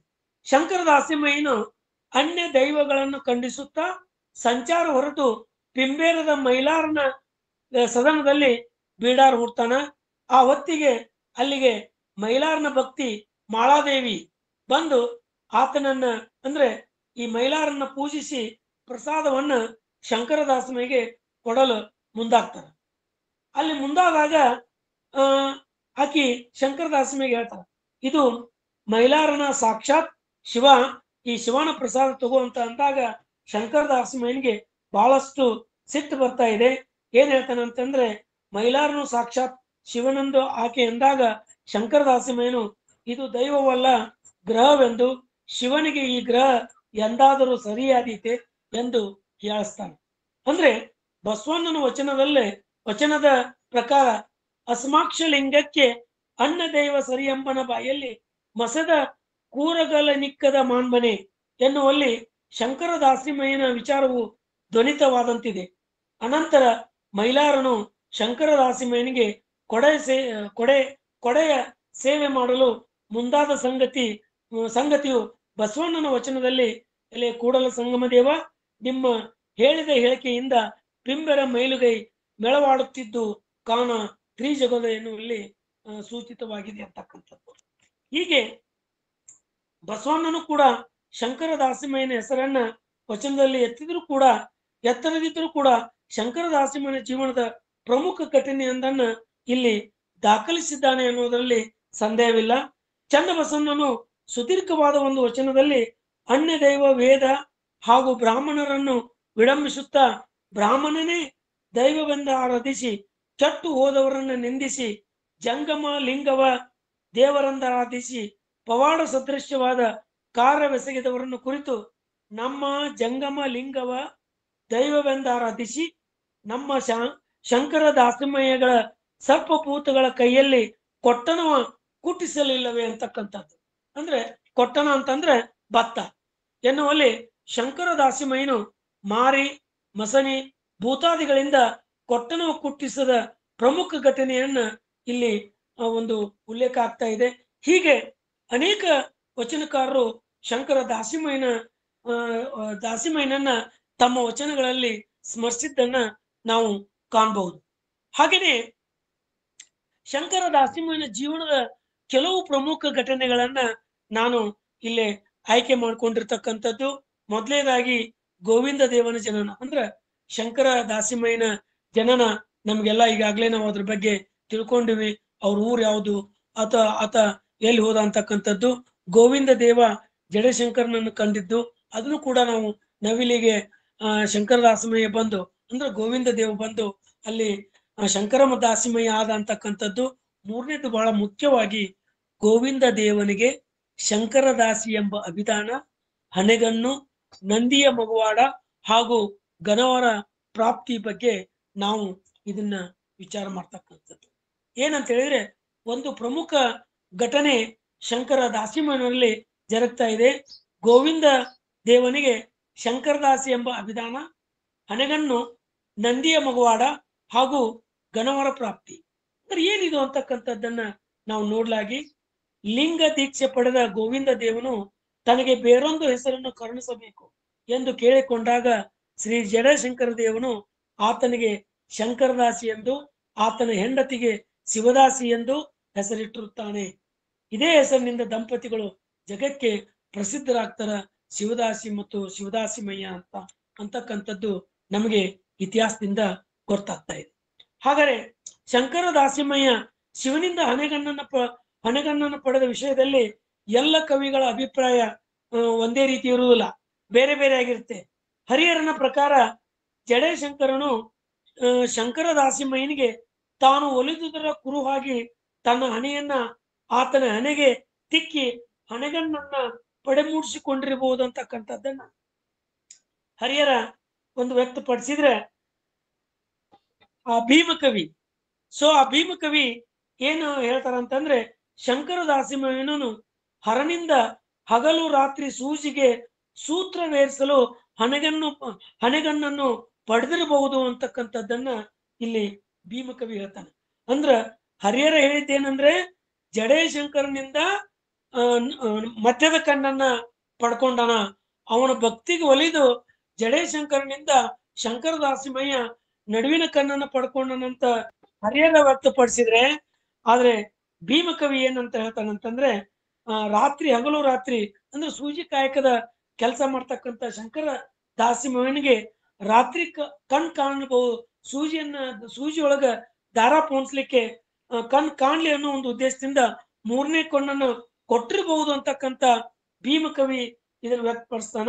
ಆದ್ರ ಲಕ್ಷ್ಮಣ್ ದಂಡೇಶ್ ಹೊಲಿಯುವ ಕಾಯಕ ಕೈಗೊಂಡಿದ್ದ ಶಂಕರ ದಾಸಿಮಯ್ಯನ ಜಂಗಮನಿಷ್ಠೆಗೆ ಮೆಚ್ಚಿದ ಶಿವನು ವರವ ಕೊಟ್ಟಿರಬಹುದು ಅಂತ ಅವನು ಅಭಿಪ್ರಾಯ ಪಡ್ತಾನ. ಯಾರು? ಲಕ್ಷ್ಮಣ್ ದಂಡೇಶ್. ಉತ್ತರ ದೇಶದ ಬಸವಲಿಂಗನು ಶಂಕರ ದಾಸಿಮಯ್ಯನು ಒಂದು ಅಂಗಿಯನ್ನು ಹೊಲಿಯುವಾಗ ಶಿವನ ಜಂಗಮ ವೇಷದಿಂದ ಬಂದು ಆ ಅಂಗಿಯು ನಮಗೆ ಕೊಡಬೇಕೆಂದು ಕೇಳುವನು. ಭಕ್ತ ಕೊಟ್ಟ ಅಂಗಿಯನ್ನು ತೊಟ್ಟುಕೊಂಡು ಮೆಚ್ಚಿದೆವು ಬಿಡು ಎನ್ನಲು ಶಂಕರ ದಾಸಿಮಯ್ಯನಿಗೆ ರಾತ್ರಿಯಲ್ಲಿ ಸೂಜಿ ಕಾಣುವಂತೆ ಇನ್ನೊಂದು ಕಣ್ಣು ಕೊಡು ಎಂದು ಬೇಡುವನು. ಶಿವನು ಅವನ ಇಚ್ಛೆಯಂತೆ ಕೊಟ್ಟಿರುವನು ಅಂತಕ್ಕಂಥದ್ದನ್ನ ಉತ್ತರದ ಬಸವಲಿಂಗ ಅವರು ಇಲ್ಲಿ ತಮ್ಮ ಅವರ ಒಂದು ಇತಿಹಾಸದಲ್ಲಿ ವ್ಯಕ್ತಪಡಿಸ್ತಾರ. ಆದರೆ ಕೆಲವು ಗ್ರಂಥಗಳನ್ನ ಅವಲೋಕನ ಮಾಡಿದಾಗ, ಕೆಲವು ಗ್ರಂಥಗಳನ್ನ ವೀಕ್ಷಣೆ ಮಾಡಿದಾಗ ಶಂಕರ ದಾಸಿಮಯ್ಯನವರ ತಮ್ಮ ಹಣೆಯ ಮೇಲೆ ಮೂರನೇ ಕಣ್ಣಿನಂತ ಒಂದು ಉಬ್ಬು ಗಂಟಿತ್ತು. ಅಂದ್ರೆ ಇಲ್ಲಿ ನಡುವ ಹನಿ ಮೇಲೆ ಒಂದು ಉಬ್ಕೊಂಡಿತ್ತು. ಅದು ಬಹಳಷ್ಟು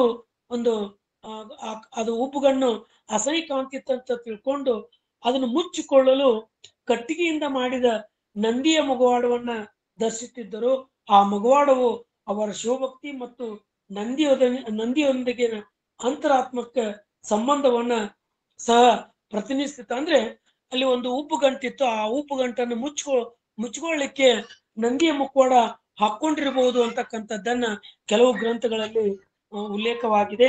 ಇನ್ನ ಗಣವರ ಪ್ರಾಪ್ತಿ ಅಂತಂದ್ರೆ, ಶಂಕರ ದಾಸಿಮಯ್ಯನವರ ರಗಳೆ ಪ್ರಕಾರ ಶಿವನು ಯೋಗ ನಿದ್ರೆಯಲ್ಲಿದ್ದಾಗ ಸ್ವತಃ ಶಿವನೇ ಕನಸಿನಲ್ಲಿ ಬಂದು ವರವನ್ನು ಕೇಳಲು ಹೇಳಿದನಂತೆ. ಆಗ ಶಂಕರ ದಾಸಿಮಯ್ಯನು ಲೋಕದಲ್ಲಿರುವ ಅಧರ್ಮ ಮತ್ತು ಕ್ಷುದ್ರ ದೇವತೆಗಳನ್ನು ಆರಾಧಿಸುವವರನ್ನು ನಾಶ ಮಾಡುವ ಶಕ್ತಿ ಬೇಡಿದನು. ಈ ವರದಿಂದ ಅವರು ಶಿವಗಣಗಳಲ್ಲಿ ಒಬ್ಬರಾಗಿ ಪರಿಗಣಿಸಲ್ಪಟ್ಟಿರಬಹುದು ಅಂತಕ್ಕಂಥ ಘಟನೆಗೆ ಗಣವರ ಪ್ರಾಪ್ತಿ ಅಂತಕ್ಕಂಥದ್ದನ್ನ ನಾವು ಈ ಒಂದು ಅವರ ಪ್ರಮುಖ ಘಟನೆಯಲ್ಲಿ ನಾವು ನೋಡ್ತಕ್ಕಂಥದ್ದು. ಇನ್ನ ನಾಲ್ಕನೇ ಮುಖ್ಯವಾದ ಘಟನೆ ಏನಂತ ಹೇಳಿದ್ರೆ, ಶಂಕರ ದಾಸಿಮಯ್ಯನು ಜೇಡರ ದಾಸಿಮಯ್ಯನ ತವನಿಧಿಯನ್ನ ಬಯಲು ಮಾಡಿದ್ದು. ಬಹಳ ಮುಖ್ಯವಾದಂಥದ್ದು ಇದು. ಹಾಗಾದ್ರೆ ಏನಿದು, ಏನು ಜೇಡರ ದಾಸಿಮಯ್ಯನ ತವನಿಧಿ ಅಂತಂದ್ರೇನು, ಆ ತವನಿಧಿ ಕೊಟ್ಟಂತವ್ರು ಯಾರು, ಅದು ಜೇಡರ ದಾಸಿಮಯ್ಯಗೆ ಹೆಂಗ್ ಬಂತು, ಹೆಂಗ ತವನಿಧಿ ಮಾಯ ಆಯ್ತು, ಆ ಮಾಯ ಆದಂತಹ ತವನಿಧಿ ಪುನಃ ಮತ್ತೆ ಒಳ್ಳೆ ಶಂಕರ ದಾಸಿಮಯ್ಯನಿಂದ ಜೇಡರ ದಾಸಿಮಯ್ಯಗೆ ಹೇಗೆ ಹೋಯ್ತು ಅಂತಕ್ಕಂಥದ್ದನ್ನ ನಾವು ಅವಲೋಕಿಸಿಕೊಂಡಾಗ ನಮಗೆ ಗೊತ್ತಾಗ್ತಕ್ಕಂಥದ್ದು, ಅವರ ಚರಿತ್ರೆ ಮುಖಾಂತರ ಗೊತ್ತಾಗ್ತಕ್ಕಂಥದ್ದು ಏನಂತ ಹೇಳಿದ್ರೆ, ನಮ್ಗೆಲ್ಲ ಗೊತ್ತಿರಬಹುದು. ಜೇಡರ ದಾಸಿಮಯ್ಯ ನೇಯ್ಗೆಯ ಕಾಯಕ ಅಂದ್ರ ಅವ್ರ ನೇಕಾರ. ಆ ಒಂದು ನೇಯ್ಗೆಯ ಕಾಯಕದಲ್ಲಿ ಬಹಳಷ್ಟು ಸಂತೃಪ್ತಿಯಿಂದ ಆತ ಕಾಯಕ ಮಾಡ್ತಾ ಇದ್ದ. ಅವ ಒಂದು ದಿವ್ಯಾಂಬರವನ್ನ ಅಂದ್ರೆ ಒಂದು ಶುದ್ಧವಾದಂತ ಒಂದು ಬಟ್ಟೆಯನ್ನ ನೇಯ್ದ. ಯಾರು? ಜೇಡರ ದಾಸಿಮಯ್ಯ. ಆ ದಿವ್ಯಾಂಬರನ್ನ ಒಂದು ಶುದ್ಧವಾದಂತ ಬಟ್ಟೆಯನ್ನ ನೇದ್ಕೊಂಡು ಸಿದ್ದಾಪುರ್ ಅಂತಕ್ಕಂಥ ಒಂದು ಸಂತಿಗೆ ಅದನ್ನ ಮಾರಕ್ ಹೋದ ಜೇಡರ ದಾಸಿಮಯ್ಯ. ಆ ದಿವ್ಯಾಂಬರ ಆ ನೇದಂತ ಬಟ್ಟೆಯನ್ನ ಎಲ್ಲರೂ ವೀಕ್ಷಣೆ ಮಾಡಿದ್ರು, ಆದ್ರೆ ಯಾರೂ ಅದನ್ನು ಖರೀದಿ ಮಾಡ್ಲಿಲ್ಲ. ಕಾರಣ ಏನಂದ್ರೆ, ಅಷ್ಟು ಅದ್ಭುತವಾದಂತ ಆ ನೇಯ್ಗೆ ನಮಗಿದು ಸೂಟೇಬಲ್ ಆಗಂಗಿಲ್ಲ, ನಮಗಿದು ಒಗ್ಗುವುದಿಲ್ಲ, ನಾವು ಇದನ್ನ ಹಾಕೊಳ್ಳಿಕ್ಕೆ ಯೋಗ್ಯರಲ್ಲ ಅಂತ ತಿಳ್ಕೊಂಡು ಎಲ್ಲರೂ ಆ ದಿವ್ಯಾಂಬರವನ್ನು ನೋಡುದು, ಸುಮ್ಮನೆ ಹೋಗುದು, ನೋಡುದು ಹೋಗುದು ಮಾಡಿದ್ರು. ಕೊನೆಗೆ ಅವನಿಗೆ ಬೇಜಾರಾಯ್ತು ಆ ಸಂತಿಯೊಳಗ. ಏನಪ್ಪ, ಇಂಥ ಒಂದು ಬಟ್ಟೆಯನ್ನ ನೇಯ್ಕೊಂಡ್ ಬಂದಿದ್ದೀನಿ, ಯಾರೂ ಖರೀದಿ ಮಾಡೋವರಿಲ್ಲಲ್ಲ ಅಂತ ತಿಳ್ಕೊಂಡು ಮನಸ್ಸಿಗೆ ಸ್ವಲ್ಪ ಬಹಳಷ್ಟು ನೋವು ಅನಿಸ್ತಿ. ಇನ್ನೇನು ಅದನ್ನ ಮಡಚಿಕೊಂಡು ಹೊಳ್ಳಿ ಊರಿಗೆ ತಮ್ಮ ಮನೆಗೆ ಹೋಗ್ಬೇಕಂತ ಸಂದರ್ಭದೊಳಗ ಒಬ್ಬ ವೃದ್ಧ ಜಂಗಮ ಬಂದು ಅವನ ಹತ್ರ ಕೇಳ್ತಾನ, ಯಪ್ಪ ನನಗ್ ಚಳಿ ಹತ್ತಕತೈತಿ, ಏನಾದ್ರ ಒಂದು ಹೊತ್ಕೊಳಕಿದ್ರು ಕೊಡು ಅಂತಕ್ಕಂಥದ್ದು. ಅಂದ್ರೆ ಏನಾದ್ರು ಒಂದು ಹೊತ್ಕೊಳಕ್ ಕೊಡು. ಆ ಒಬ್ಬ ವೃದ್ಧ ಜಂಗಮ ಬಂದು ಜೇಡರ ದಾಸಿಮಯ್ಯ ಕೇಳ್ತಾನ, ಏನಾದ್ರೂ ಒಂದು ಹೊತ್ಕೊಳಕ್ ಕೊಡು ಅಂದಾಗ ಆ ಜೇಡರ ದಾಸಿಮಯ್ಯ ತಾನು ನೇದಂತ ಒಂದು ಏನು ದಿವ್ಯಾಂಬರ ಒಂದು ಬಟ್ಟೆಯನ್ನ ಆ ವೃದ್ಧ ಜಂಗಮನಿಗೆ ಕೊಡ್ತಾನ. ಆ ವೃದ್ಧ ಜಂಗಮ ಏನ್ ಮಾಡ್ತಾನ ಅಂತ ಹೇಳಿದ್ರೆ, ಆ ಬಟ್ಟೆಯನ್ನು ತಗೊಂಡು ಹೊತ್ಕೊಳ್ದಿಲ್ಲ, ಅದನ್ನ ಪರ ಪರ ಪರ ಪರ ಹರಿದಾಕ್ಬಿಡ್ತಾನ, ಚಿಂದಿ ಚಿಂದಿ ಮಾಡ್ಬಿಡ್ತಾನ. ಚಿಂದಿ ಮಾಡಿ ಕೈಗೆ, ಕಾಲಿಗೆ, ತಲಿಗೆ ನನಗೆ ಹೆಂಗ್ ಬೇಕಾದಂಗ ಹಂಗ ಚಿಂದಿಯಾಗಿ ಅದನ್ನ ಉಟ್ಕೊಂಡ್ಬಿಡ್ತಾನ. ಇಷ್ಟು ಉಟ್ಕೊಂಡ್ರು ಕೂಡ ಜೇಡರ ದಾಸಿಮಯ್ಯ ಸಿಟ್ಟಾಗ್ಲಿಲ್ಲ, ವಿಚಲಿತನ ಆಗ್ಲಿಲ್ಲ. ಏನಪ್ಪ ಇದು, ನಾನು ಎಂತ ಕಷ್ಟಪಟ್ಟು ಬಟ್ಟಿ ನೇದೇನಿ, ಈತ ಏನೇನೋ ಮಾಡಿ ಇದನ್ನೆಲ್ಲ ಹರಿದಾಕ್ಬಿಟ್ನಲ್ಲ ಅಂತ ಕೇಳ್ಕೊಂಡು ಎಂದೂ ಕೂಡ ಅವನು ಸಿಟ್ಟಿಗಳಿಲ್ಲ. ಇದು ವೃದ್ಧ ಜಂಗಮನಿಗೆ ಒಂದ್ ರೀತಿ ಮನಸ್ಸು ಪರಿವರ್ತನೆ ಆಯ್ತು. ಏನಪ್ಪ, ಅವ ಚಲೋ ನೀದಿರ್ತಕ್ಕಂಥ ಬಟ್ಟೆಯನ್ನ ಇಷ್ಟೆಲ್ಲ ಮಾಡಿದ್ರು ಕೂಡ ಇವನು ಒಟ್ಟ ಸಿಟ್ಟಿಗೆ ಹೇಳಿಲ್ಲ ಅಂತ ತಿಳ್ಕೊಂಡು ಏನ್ ಮಾಡಿದ, ಸುಮ್ಮನೆ ಇದ್ದ. ಆದ್ರೆ ಅಪ್ಪಿ ತಪ್ಪಿನೂ ಕೂಡ ಜೇಡರ ದಾಸಿಮಯ್ಯ ಏನೂ ಇಲ್ಲ. ಕಾರಣ ಏನಂತ ಹೇಳಿದ್ರೆ ನಾನು ಇದನ್ನ ಒಮ್ಮೆ ನಾನು ಒಬ್ರಿಗೆ ಕೊಟ್ಬಿಟ್ಟೇನೆ. ಆ ಕೊಟ್ಟಿರ್ತಕ್ಕಂಥದ್ದು ಅದು ಅವ್ರಿಗೆ ಸಂಬಂಧಪಟ್ಟಿದ್ದು, ಅವ್ರು ಏನ್ ಬೇಕಾದ್ರೆ ಯಾಕೆ ಮಾಡ್ಕೊಳ್ರಕ್ಕ, ನನಗದು ಸಂಬಂಧ ಇಲ್ಲ. ನಾನು ಅವ್ರಿಗೆ ದಾನ ಅಂತ ಕೊಟ್ಬಿಟ್ಟೇನಿ, ಅಂದ್ರೆ ದಾಸೋ ಅಂತ ಕೊಟ್ಬಿಟ್ಟೇನಿ, ಅದಕ್ಕೆ ನಾನು ಅದನ್ನ ಕೇಳೋದಿಲ್ಲ ಅಂತ ತಿಳ್ಕೊಂಡು ಅವ್ರು ಸುಮ್ಮನಾಗ್ತಾರ.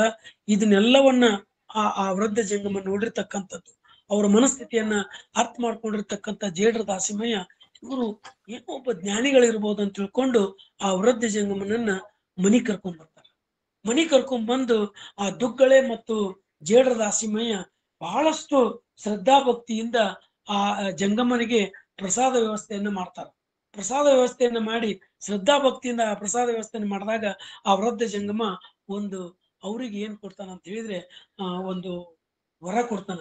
ಏನ್ ವರ ಕೊಡ್ತಾನ, ಒಂದಿಷ್ಟು ಧಾನ್ಯವನ್ನ ಅವ್ರಿಗೆ ಕೊಟ್ಟು, ನಿಮ್ಮ ಧಾನ್ಯ ಒಳಗ ಇದನ್ನ ಬೆಳೆಸ್ರಿ, ಇದು ಯಾವಾಗ್ಲೂ ಇದು ಬೆಳ್ಕೊಂತ ಹೋಗುತ್ತ, ನೀವು ಸಾಕಷ್ಟು ಏನ್ ಮಾಡ್ಬಹುದಂದ್ರ ದಾಸೋಹ ಮಾಡ್ಬಹುದು ಅಂತಕ್ಕಂಥದ್ದು. ಇದಕ್ಕ ನಾವು ತವನಿಧಿ ಅಂತ ಹೇಳ್ತೇವೆ. ಅಂದ್ರೆ ಆ ವೃದ್ಧ ಜಂಗಮ ಜೇಡರ ದಾಸಿಮಯ್ಯ ಕೊಟ್ಟಿರ್ತಕ್ಕಂಥ ತವನಿಧಿ ಅಂತಕ್ಕಂಥದ್ದು. ಸೊ ಇದನ್ನ ಕೊಟ್ಟಾಗ ಆ ಜೇಡರ ದಾಸಿಮಯ್ಯ ಬಹಳಷ್ಟು ಮಂದಿಗೆ ಬಡಬಗ್ಗರಿಗೆ ದಾಸೋಹ ಮಾಡ್ತಾ ಒಬ್ಬ ದಾಸೋಹ ಪ್ರೇಮಿ ಆಗ್ತಾನ.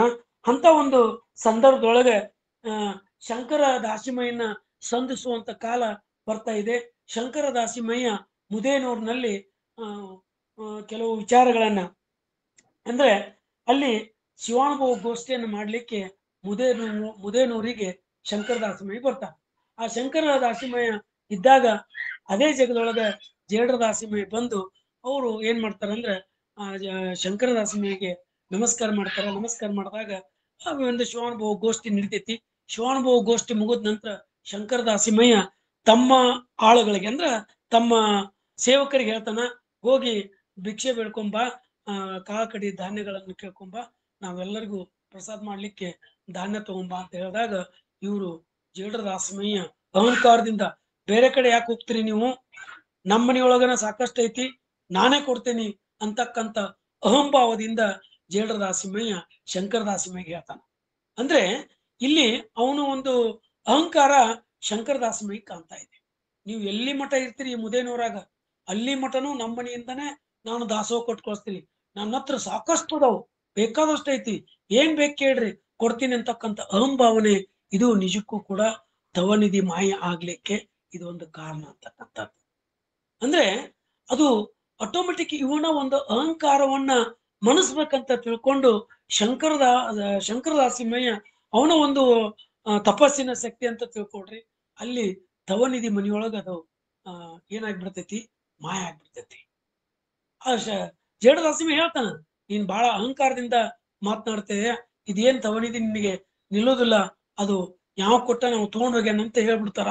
ಗಾಬರಿಯಾಗಿ ಜೇಡರ ದಾಸಿಮಯ್ಯ ಮನೆಗೆ ಹೋಗ್ತಾನ. ಮನೆಗೆ ಹೋಗಿ ದುಗ್ಗಳ ಜೇಡರ ದಾಸಿಮಯ್ಯ ಆ ತವನಿಧಿಯನ್ನು ನೋಡ್ತಾರ, ಅದು ಮಾಯ ಆಗ್ಬಿಟ್ಟಿರ್ತೈತಿ. ಮಾಯ ಆಗಿಬಿಟ್ಟ ತಕ್ಷಣ ಬಹಳಷ್ಟು ಗಾಬರಿಯಾಗಿ ಮತ್ತೆ ಪುನಃ ಶಂಕರ ದಾಸಿಮಯ್ಯನ ಹತ್ರ ಬರ್ತಾರ. ಬಂದು ಅವರಲ್ಲಿ ಕ್ಷಮೆಯನ್ನ ಬೇಡ್ಕೊಂತಾರ. ಯಪ್ಪ, ನಮ್ದು ತಪ್ಪಾಯ್ತು, ದಯವಿಟ್ಟು ನಮ್ಮನ್ನ ಕ್ಷಮಿಸ್ರಿ. ಅವ್ರ ಪಾದಕ್ಕ ಯಾರಿಗೆ ಕ್ಷಮೆ ಬಿಡ್ತಾರ, ಸ್ವಾಮಿ ಶಿಶುವಿನಲ್ಲಿ ನೀತಿ ಉಂಟೆ, ಪಶುವಿನಲ್ಲಿ ಬುದ್ಧಿ ಉಂಟೆ, ಮತಹೀನನಿಗೆ ಮನ್ನಣೆ ಉಂಟೆ, ದೀನನಿಗೆ ದಾಕ್ಷಿಣ್ಯ ಉಂಟೆ, ಕ್ಷೀಣನಿಗೆ ಜಾಣ್ಮೆ ಉಂಟೆ, ಭಕ್ತಿ ಇದ್ದಲ್ಲಿ ಭಯ ಉಂಟೆ, ನನ್ನಲ್ಲಿ ಗುಣವನ್ನು ಹುಡುಕುವಿರ, ಸತಿಯ ಅಪರಾಧವನ್ನು ಪತಿಯು ಬದುಕುವನು, ಕೃಪಾಳ ಕರುಣೆ ನನಗೆ ಕರುಣೆ ತೋರು ಎಂದು ಶಂಕರ ದಾಸಿಮಯ್ಯನ ಜೇಡರ ದಾಸಿಮಯ್ಯ ಪರಿಪರಿಯಾಗಿ ಬೇಡ್ಕೊಂಡಾಗ ಪುನಃ ಶಂಕರ ದಾಸಿಮಯ್ಯ ಅವರಿಗೆ ತವನಿಧಿಯನ್ನ ಪ್ರಾಪ್ತ ಮಾಡ್ತಾನ ಅಂತಕ್ಕಂಥದ್ದು ನಾವು ಇತಿಹಾಸದಿಂದ ಇದನ್ನ ನಾವು ತಿಳ್ಕೊಂತ ಇದ್ವಿ. ಇನ್ನೊಂದು ಮುಖ್ಯವಾದಂತ ಘಟನೆ, ಶಂಕರ ದಾಸಿಮಯ್ಯನ ಜಯಸಿಂಹರಾಯನ ಕೊಟ್ಟಣವನ್ನ ಮಾರಿಯಿಂದ ಕೊಡ್ತಿದ್ರು. ಅಂದ್ರೆ ಈ ಜಯಸಿಂಹರಾಯನ ಕೊಟ್ಟಣ ಅಂತಂದ್ರೆ ಭತ್ತ. ಇದು ಅರಸ ಜಯಸಿಂಹನ ಹೆಂಡತಿಗೆ ರೋಗದಿಂದ ಬಳಲ್ತಿದ್ಲು. ಅಲ್ಲಿ ಆ ಬಳಲ್ತಕ್ಕಂಥ ಸಂದರ್ಭದೊಳಗ ಆ ಕನಿ ಹೇಳೋಳು ಬಂದ್ಲು. ಆ ಕನಿ ಹೇಳೋಳು ಬಂದು ಆಕೆ ಏನ್ ಹೇಳ್ತಾಳ ಅಂತ ಹೇಳಿದ್ರೆ, ಮಾರಿ ದೇವತೆಯನ್ನ ತೃಪ್ತಿ ಪಡಿಸಿದರೆ ರಾಣಿಯ ರೋಗ ಗುಣಮುಖವಾಗುವುದೆಂದಾಗ ಅರಸನು ಪ್ರತಿ ಮನೆಗಳಿಗೆ ಈ ಕೊಟ್ಟಣವನ್ನ ಕಟ್ಟಿ ಕಳಿಸ್ತಾನ. ಅಲ್ಲಿ ಶರಣೊಬ್ಬರ ಮನೆಗೂ ಕುಟ್ಟಲು ಕಳಿಸುತ್ತಾನ. ಆದ್ರೆ ಶರಣನ ಹೆಂಡತಿ ತುಂಬ ಗರ್ಭಿಣಿ, ಕುಟ್ಟಲು ಅಸಹಾಯಕಳು ಆದ ಕಾರಣದಿಂದ ಶಂಕರ ದಾಸಿಮಯ್ಯ ಏನಂತ ಹೇಳಿದ್ರೆ ಮಾರಿ ಮಸನೆಯಿಂದ ಕೊಟ್ಟಣವನ್ನ ಕುಟ್ಟಿಸ್ತಾನ ಅಂತಕ್ಕಂಥದ್ದು ನಾವು ಈ ಅವರ ಒಂದು ಘಟನೆಯಲ್ಲಿ ಇದನ್ನ ನಾವು ನೋಡಬಹುದು. ಇನ್ನ ಕೊನೆಯದಾಗಿ ಶಂಕರ ದಾಸಿಮಯ್ಯನ ಐಕ್ಯ ಎಲ್ಲಾಗ್ತದೆ ಅಂತ ಹೇಳಿದ್ರೆ, ಇವರ ಜೀವನ ಚರಿತ್ರೆ ಪ್ರಕಾರ ಶಂಕರ ದಾಸಿಮಯ್ಯನ ಹೆಂಡತಿ ಶಿವದಾಸಿಯು ಗಂಡು ಮಗುವಿಗೆ ಜನ್ಮವಿತ್ತು, ಆಕಿ ಲಿಂಗೈಕ್ಯ ಆಗ್ತಾಳ.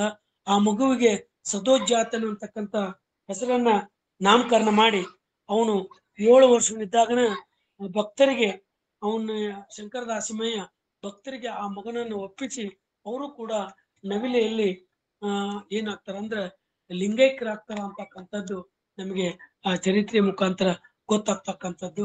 ಸೊ ಈ ದಿಶೆಯಲ್ಲಿ ಅದು ಬಹಳಷ್ಟು ಶಂಕರ ದಾಸಿಮಯ್ಯ ಇದು ಅವರ ಬಗ್ಗೆ ಹೇಳಲಿಕ್ಕೆ ನಾನು ಆಯ್ಕೆ ಮಾಡ್ಕೊಂಡಿರ್ತಕ್ಕಂಥ ಒಂದು ಸುಮಾರು 40 ನಿಮಿಷಕ್ಕೆ ಎಷ್ಟು ಬೇಕೋ ಅಷ್ಟು ನಾನು ಮಾಡ್ಕೊಂಡಿದ್ದೀನಿ.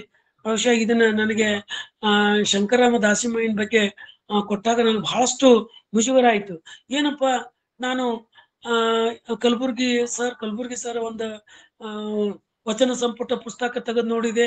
ಅಲ್ಲಿ ಪ್ರಸ್ತಾವನೆಯಲ್ಲಿ ಒಂದೇ ಪ್ಯಾರಾಗ್ರಾಫ್ ಆಯಿತು, 5 ವಚನಗಳು ಮಾತ್ರ ಇದ್ದು. ಏನಿದಷ್ಟ ನಾ ಶಂಕರ ದಾಸಿಮಯ್ಯನ ಬಗ್ಗೆ ಹೇಳ್ಬೇಕಲ್ಲ, ಏನ್ ಮಾಡ್ಬೇಕು ಅಂತ ತಿಳ್ಕೊಂಡು ನಾನು ಬಹಳಷ್ಟು ವಿಚಾರ ಮಾಡ್ತಕ್ಕಂಥ ಸಂದರ್ಭದೊಳಗ ನನಗೊಮ್ಮೆ ಪಟ್ಟಣ್ ಸರ್ ಹೇಳಿದ್ರು, ನಿಮ್ಗೇನಾದ್ರೂ ಈ ಅಧ್ಯಾತ್ಮದ ವಿಚಾರ ಬೇಕಾದಾಗ ಹನುಮಾಕ್ಷಿ ಗೂಗಿ ಮೇಡಮ್ ಅವ್ರನ್ನ ಕಾಂಟ್ಯಾಕ್ಟ್ ಮಾಡ್ರಿ ಅಂತಕ್ಕಂಥದ್ದು ನನಗೆ ತಟ್ಟನೆ ನೆನಪಾಯ್ತು. ಹನುಮಾಕ್ಷಿ ಗೂಗಿ ಮೇಡಮ್ ಅವ್ರಿಗೆ ನಾನು ಫೋನ್ ಮಾಡಿದೆ. ಅವ್ರ ನನಗೆ ಶಂಕರ ದಾಸಿಮಯ್ಯನ ಬಗ್ಗೆ ಮಾತಾಡಂತ ಹೇಳ್ತಾರ. ಯಾಕಂತ ಹೇಳಿದ್ರೆ ಬೇರೆಯವ್ರ ವಚನಕಾರರ ಬಗ್ಗೆ ಮಾತಾಡಂದ್ರ ನನ್ನ ಹತ್ರ ಸಾಕಷ್ಟು ಪುಸ್ತಕಗಳಿದ್ದು, ನಮ್ಮ ಮಠದಾಗೂ ಇದ್ದು, ಹುಡುಕಿ ಮಾತಾಡಬಹುದಾಗಿತ್ತು. ಆದ್ರೆ ಶಂಕರ ದಾಸಿಮಯ್ಯ ಅಂದ್ರ ವಿರಳಾತಿ ವಿರಳ ಈ ವಚನಕಾರ, ಇವ್ರ ಬಗ್ಗೆ ಮಾತಾಡಕ್ ನನಗೆ ಕೊಟ್ರ.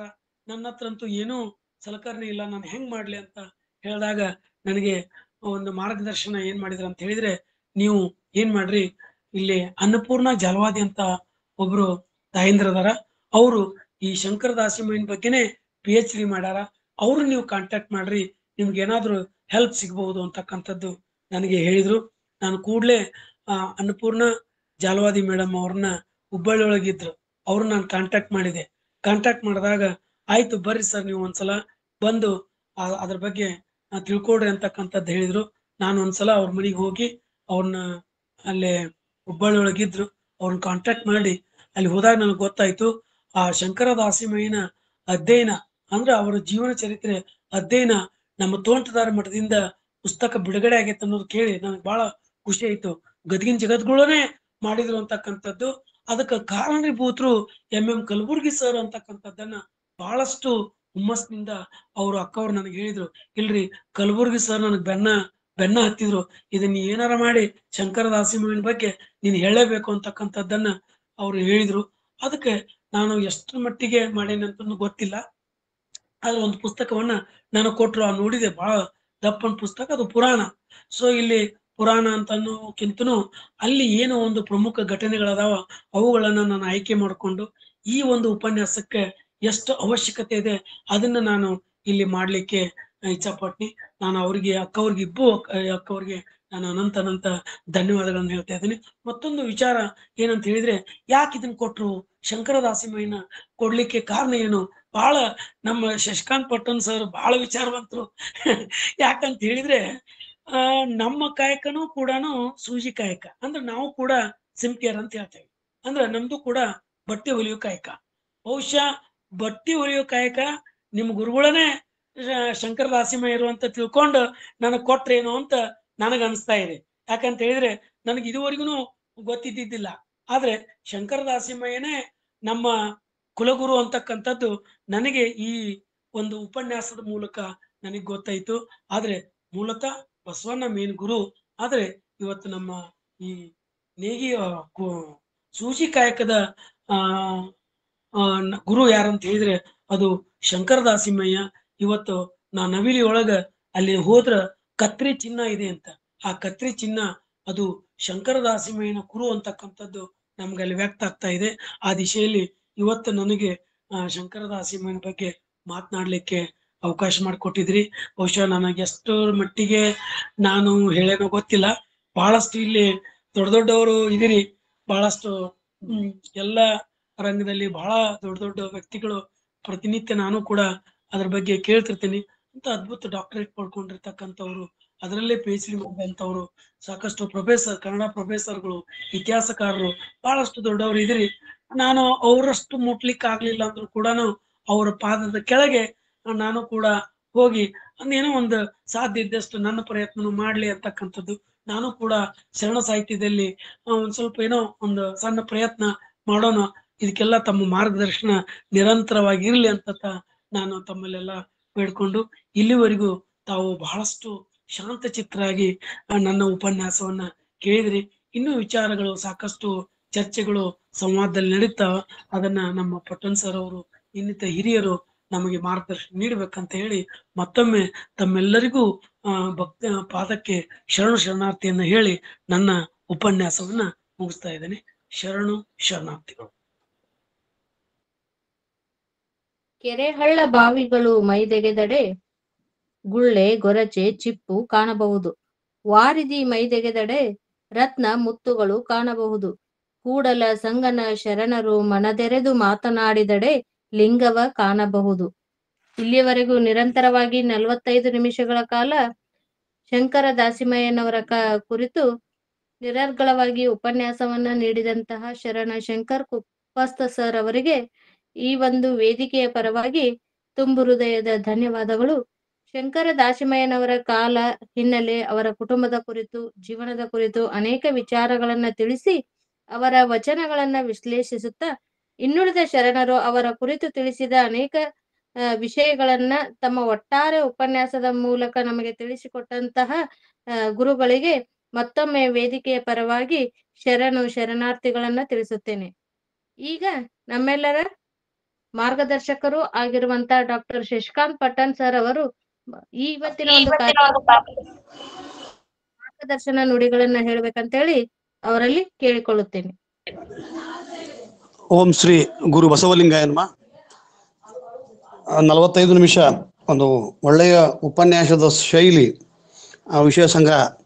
ಅವರು ಹೇಳಿದಾಗೆ ಡಾಕ್ಟರ್ ಅನ್ನಪೂರ್ಣ ಜಾಲವಾದಿ ಅವರ ಒಂದು PhD ಥೀಸಿಸ್ ತಂದು ಅದಕ್ಕೆ ಗೋಲ್ಡ್ ಮೆಡಲ್ ಸಿಕ್ತು. ಕಲಬುರಗಿ ಅವರು ಮಾರ್ಗದರ್ಶಕರು. ನನಗೆ ಅನ್ನಪೂರ್ಣಕ್ಕ ಜಾಲವಾದಿ ಅವರು 14 ವರ್ಷದಿಂದ ಪರಿಚಯ, 15 ವರ್ಷದಿಂದ ಆ ಥೀಸಿಸು ಓದಿದ್ದೀನಿ.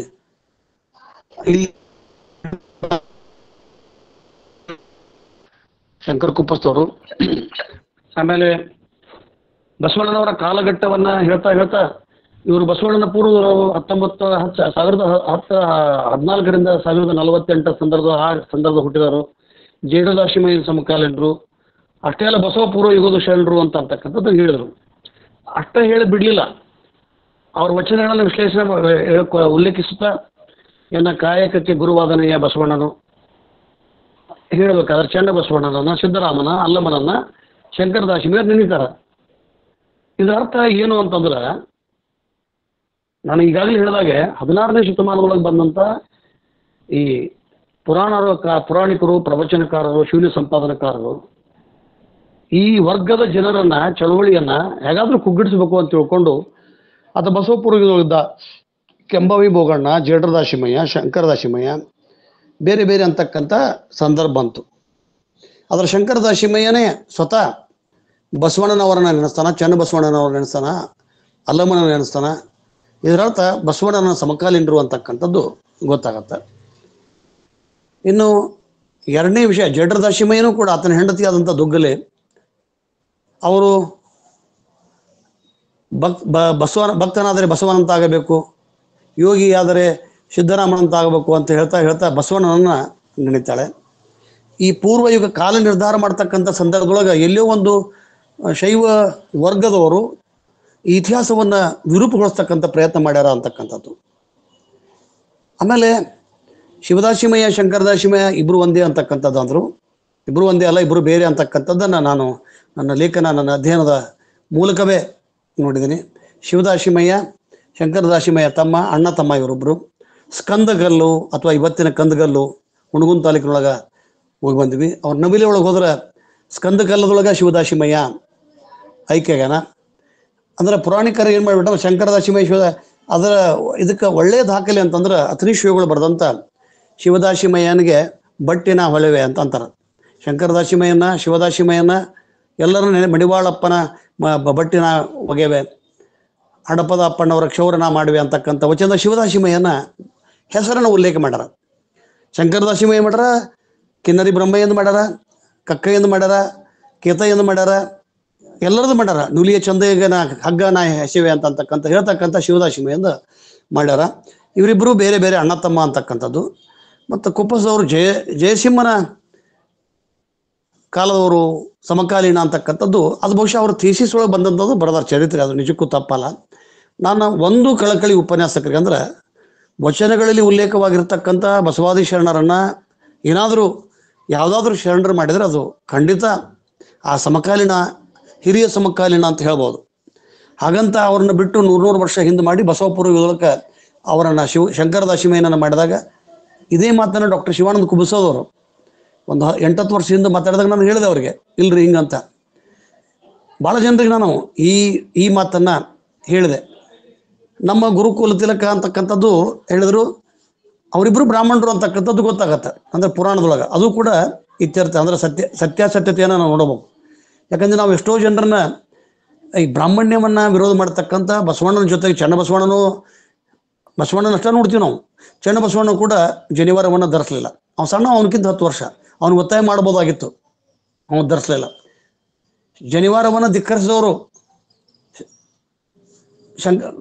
ದಾಶಿಮಯ್ಯ, ಶಂಕರ ದಾಶಿಮಯ್ಯ, ಶಿವದಾಶಿಮಯ್ಯ, ಸಕಲೇಶ ಮಾದರಸ, ಚಂದಿಮರಸ, ಶಾಂತರಸ, ಬಹುತೇಕ ಬ್ರಾಹ್ಮಣರಲ್ಲ, ಬ್ರಾಹ್ಮಣ್ಯವನ್ನು ತ್ಯಜಿಸಿದವರು, ಕರ್ಮಕಾಂಡವನ್ನು ವಿರೋಧಿಸಿದವರು ಅಂತಕ್ಕಂಥದ್ದು.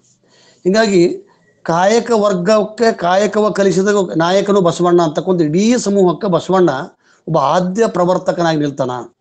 ಬಸವಣ್ಣನನ್ನು ತಿಳ್ಕೊಳ್ಳೋದು ಅಂದ್ರೆ ಇಡೀ ಜಗತ್ತಿನ ಪರಿಪೂರ್ಣತೆಯನ್ನು ತಿಳ್ಕೊಳ್ಳೋದು, ಎಲ್ಲ ರಂಗದೊಳಗೆ ಎಲ್ಲ ಕ್ಷೇತ್ರದೊಳಗೆ ಸಮಾನತೆಯನ್ನು ಕಂಡತಕ್ಕಂಥವ್ರು. ನನಗೆ ನಿನ್ನೆ ಒಬ್ಬರು ಒಂದು ಅರ್ಧ ಗಂಟೆ ದೊಡ್ಡ ಅವರು ಉಪನ್ಯಾಸಕರು, ಅವ್ರು ಹೇಳ್ತಾ ಇಲ್ಲ, ಬಸವಣ್ಣ ಆರಂಭದೊಳಗೆ ನಮ್ಮ ಮಾತಾಜಿಯವರು ಬರೆದರು, ಜಗದ್ಗುರು ಮಾತಾಜಿಯವರು, ಆರಂಭದೊಳಗೆ ಬಸವಣ್ಣ ಕೂಡಲ ಸಂಗಮನಾಥನನ್ನ ಪೂಜೆ ಮಾಡ್ತಿದ್ದ, ಒಳಗೆ ಪೂಜೆಗೆ ಅಂದ್ರೆ ಸ್ವತಃ ಪೂಜೆ ಅರ್ಚಕನಾಗಿದ್ದ ಅಂತಕ್ಕಂಥದ್ದನ್ನು ಬರೀತಾರೆ, ಕೆಲವು ಬರೀತಾರೆ. ನಾನು ಹೇಳಿದೆ, ಗರ್ಭಗುಡಿ ಒಳಗೆ ಹೋಗ್ಬೇಕಾದ್ರೆ ಜನಿವಾರ ಇಲ್ಲದೆ ಒಳಗೆ ಕರೆಯಂಗಿಲ್ಲ ಅವರು. ಅಂತ ಸಂದರ್ಭದೊಳಗೆ ಇವರು ಜನಿವಾರ ಇಲ್ಲದ ಹುಡುಗನನ್ನ ಪೂಜೆ ಮಾಡಕ್ಕೆ ಹೆಂಗೆ ಹಚ್ತಾರೆ ಅಂತ ಕೇಳಿದೆ ನಾನು ಅವ್ರಿಗೆ. ಅವಾಗ ಅವ್ರು ಸುಮ್ಮನಾದ್ರು. ಅಂದ್ರೆ ಕಪೋಲ ಕಲ್ಪಿತವಾಗಿ ಇದೊಂದು ವಿಕಸಿತ ಧರ್ಮ, ಇದು ವೈಚಾರಿಕ ಅಲ್ಲ, ಇದೊಂದು ಸನಾತನವನ್ನು ಹೊರತುಪಡಿಸಿದಂತ ಅಲ್ಲ ಅಂತಕ್ಕಂಥ ಬಿಂಬಿಸ್ಲಿಕ್ಕೆ ಬಸವಣ್ಣನನ್ನ ಪೂಜೆ ಮಾಡಕ್ಕೆ ಹಚ್ಚಿದ್ರು, ಕಾಯ ಹೊಡಕ್ಕೆ ಹಚ್ಚಿದ್ರು. ಅವ ಹರಿಹರ ಭಾವುಕ ಕವಿ, ಆತ ಬಸವಣ್ಣನನ್ನ ಕೈಲಾಸದಿಂದ ನಂದಿಯಾಗಿ ಬಂದಂತ ಹೇಳಿದವನೇ ಹರಿಹರ. ಬಸವಣ್ಣನ ಐಕ್ಯವೂ ಕೂಡ ಶಿವನನ್ನ ಬಂದು ಇಲ್ಲಿ ಪುಷ್ಪ ಮಂಟಪದಾಗ ಕರ್ಕೊಂಡು ಹೋದ ಅಂತಕ್ಕಂಥದ್ದು ಹೇಳಿದ್ರು. ಪುರಾಣಗಳು ಎಂದೂ ಕೂಡ ಚಾರಿತ್ರಿಕ ಅಂಶಗಳನ್ನು ಸಾಧನೆ ಅದರ ಬಿಂಬಿಸ್ಲಿಕ್ಕೆ ಆಗೋದಿಲ್ಲ. ಒಂದು ಗೈಡ್ಲೈನ್ ಅಷ್ಟೇ, ಅದನ್ನು ಮಾತ್ರ ನಾವು ನೋಡ್ಬೋದು. ಹೀಗಾಗಿ ನಾವು ವಚನಕಾರರನ್ನು ಅವರ ಆಶಯ, ಅವರ ಸಮಕಾಲೀನ ಉಲ್ಲೇಖಗಳನ್ನ, ಕೆಂಬಾವಿ ಬೋಗಣ್ಣ ಹೆಸರು ಶರಣರು ಮಾಡ್ಯಾರ. ಕೆಂಬಾವಿ ಬೋಗಣ್ಣ ಕೋಲಶಾಂತಯ್ಯ ಅಲ್ಲ ಅಂತಾರ, ನಟವರ ನಾಚಯ್ಯ ಅಲ್ಲ ಅಂತಾರ, ಮೈದುನ ರಾಮಣ್ಣ ಅಲ್ಲ ಅಂತಾರ, ಎಲ್ಲರೂ ಬಸವಪೂರ್ವ ಅಂತಾರ. ಆದ್ರೆ ಅವ್ರು ಎಲ್ಲರೂ ವಚನದೊಳಗೆ ಬಸವಣ್ಣನ ಉಲ್ಲೇಖ ಐತಿ.